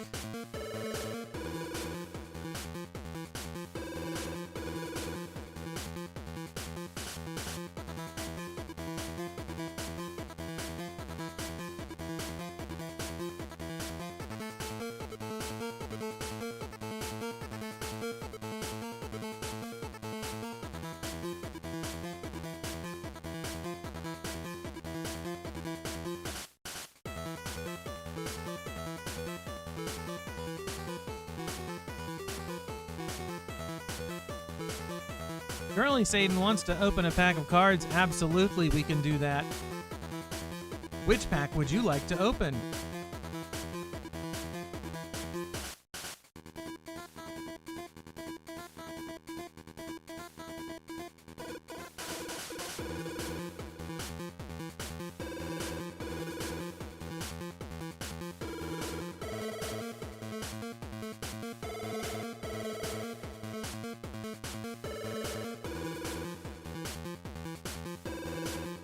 Farthest right.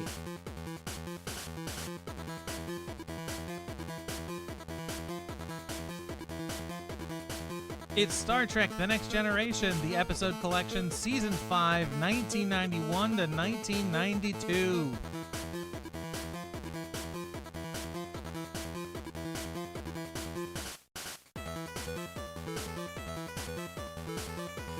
Order your Star Trek The Next Generation collector's album today. Display your Star Trek The Next Generation episode collection trading cards and keep them in your own Star Trek The Next Generation collector's album. Includes collecting sheets. To order, send your name, address, zip code with a check or money order for $19.99. No cash, please. To The Next Generation Season 5 album offer. Chestertown, Maryland. Offer includes postage and handling. Allows 6 to 8 weeks for delivery. Offer expires December 31st, 1996. Well, yeah, 1996, Paramount. This is a Skybox set.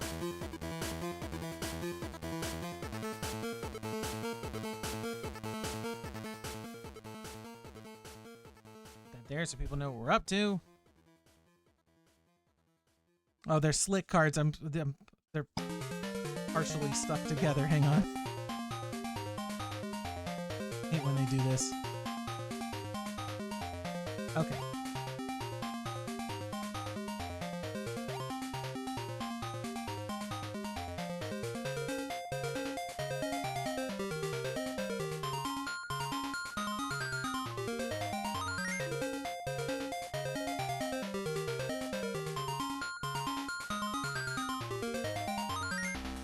Oh, geez, the text on this. Perfect mate, USS Enterprise, sent to host ceremony of reconciliation between... Can't even read that. What? Rios and Vault Minor. Empathic metamorph intended betrothed to Alric, accidentally revealed by Ferengi, TM. Imaginary friend, rare nebula discovered surrounding neutron star. Even the camera doesn't like this layout. Life forms discovered within nebula who feed off ship's energy and threaten to destroy the Enterprise. I, Borg, crashed Borg vessel discovered in Argolis cluster. Young Borg separated from Hive attains individuality while on the Enterprise and is returned to the collective.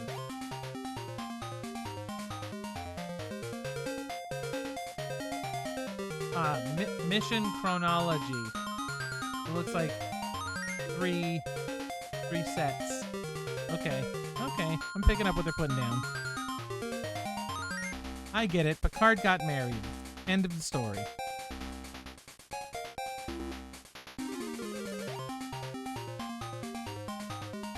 Episode 119, The First Duty.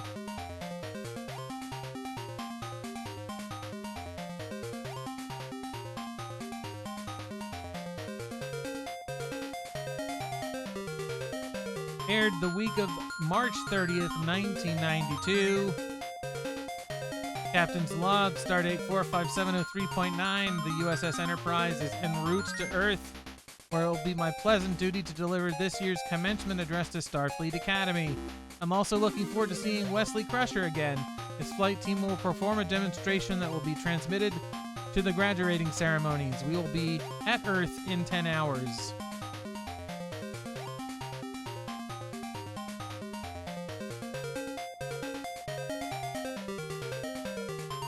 Episode 112, Violations.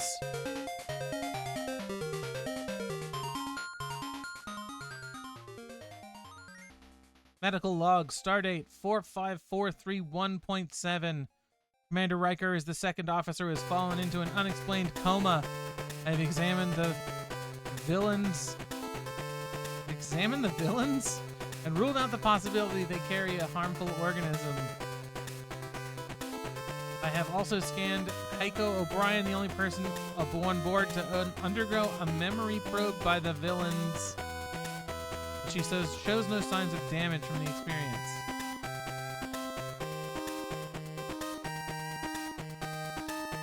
Oolians, that's what that says. This font and kerning and everything is really fucking with my dyslexia.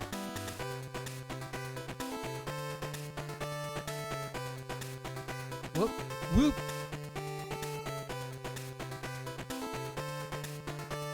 Episode 104, Silicon Avatar.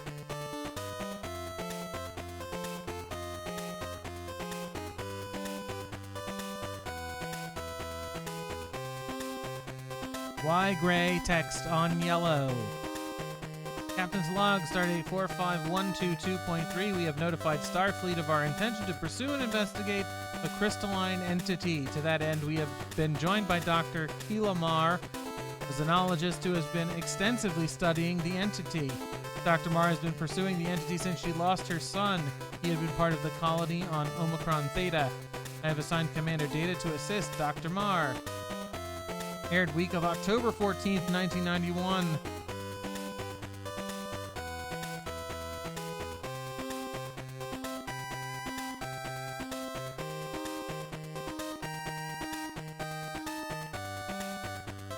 Episode 106, The Game.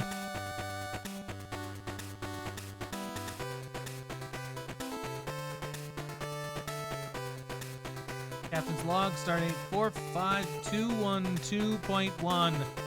Commander Riker's innocuous game was actually an insidious attempt to take over the minds of my crew by a race known as the Guitarians? Question mark? I don't know. The attempt would have succeeded were it not for the quick thinking of Cadet Wesley Crusher and Ensign Robin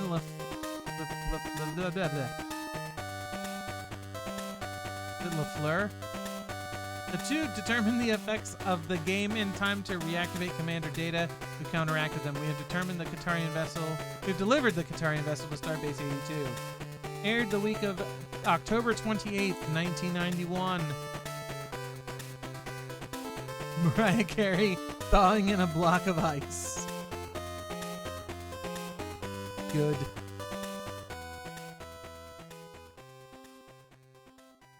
Episode 110, New Ground. Worf cries and is upset because he determines that Picard doesn't like him because every time he suggests combat as a response to anything happening on the ship, he gets yelled at.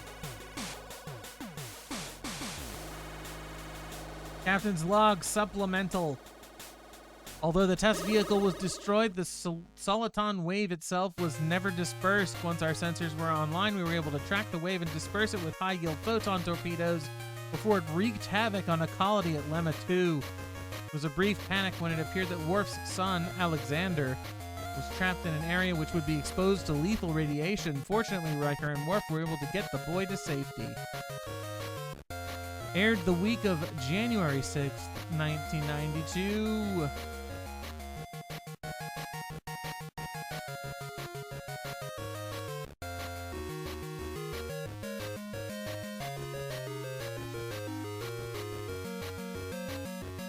Episode 111, Death Egg Zone. Hero worship. Captain's log, supplemental. Inside the black cluster, we are experiencing massive gravitational wave fronts which are distorting sensors and weapon systems. Based on Timothy's information, Data was able to determine that as we increased shield capacity, a harmonic amplification effect caused increased pressure against the ship's hull. We were able to nullify this effect before destroying ourselves, as the USS Vico did. Aired the week of January 27th, 1992.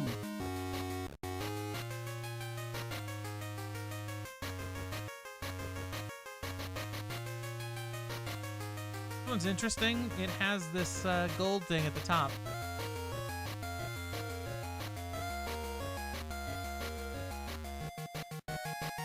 Ensign Roller N.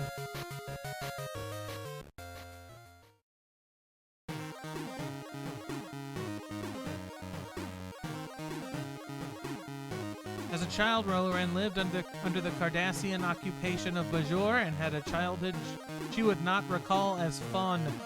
Ro was given the chance to relive her childhood when she and other members of the USS Enterprise crew were genetically altered into their pre-adolescent forms as the result of a transporter accident. With Guinan as a companion, Ro had no choice but to enjoy the youthful opportunity. Card 527. So this set is another ridiculously huge set. There we go. Season 5. Star Trek The Next Generation cards. Very good. High five, Mr. Mime. Excellent selection. Thank you.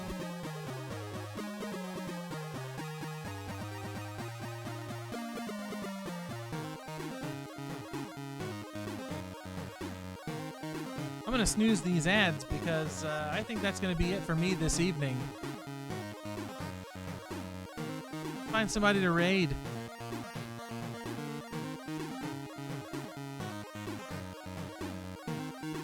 I will probably be back tomorrow with something spooky. Hopefully something longer. Who's doing video game things?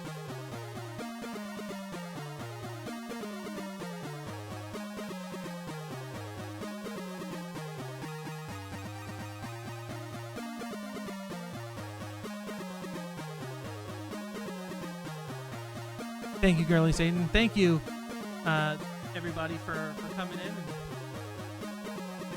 hanging out. Let's go visit Lobat.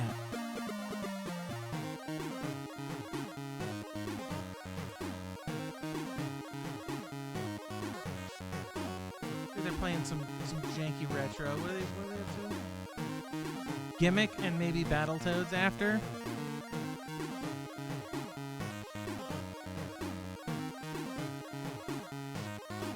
That sounds like a fun time. Yes, I'll be back tomorrow. Thanks for the card redeem. Thanks for the raid. Appreciate it. Sneaker Nets, thank you for the 70 bits. Oh boy. Take care of yourselves. Be good, be well, be cool, be movie. See you next time. Bye.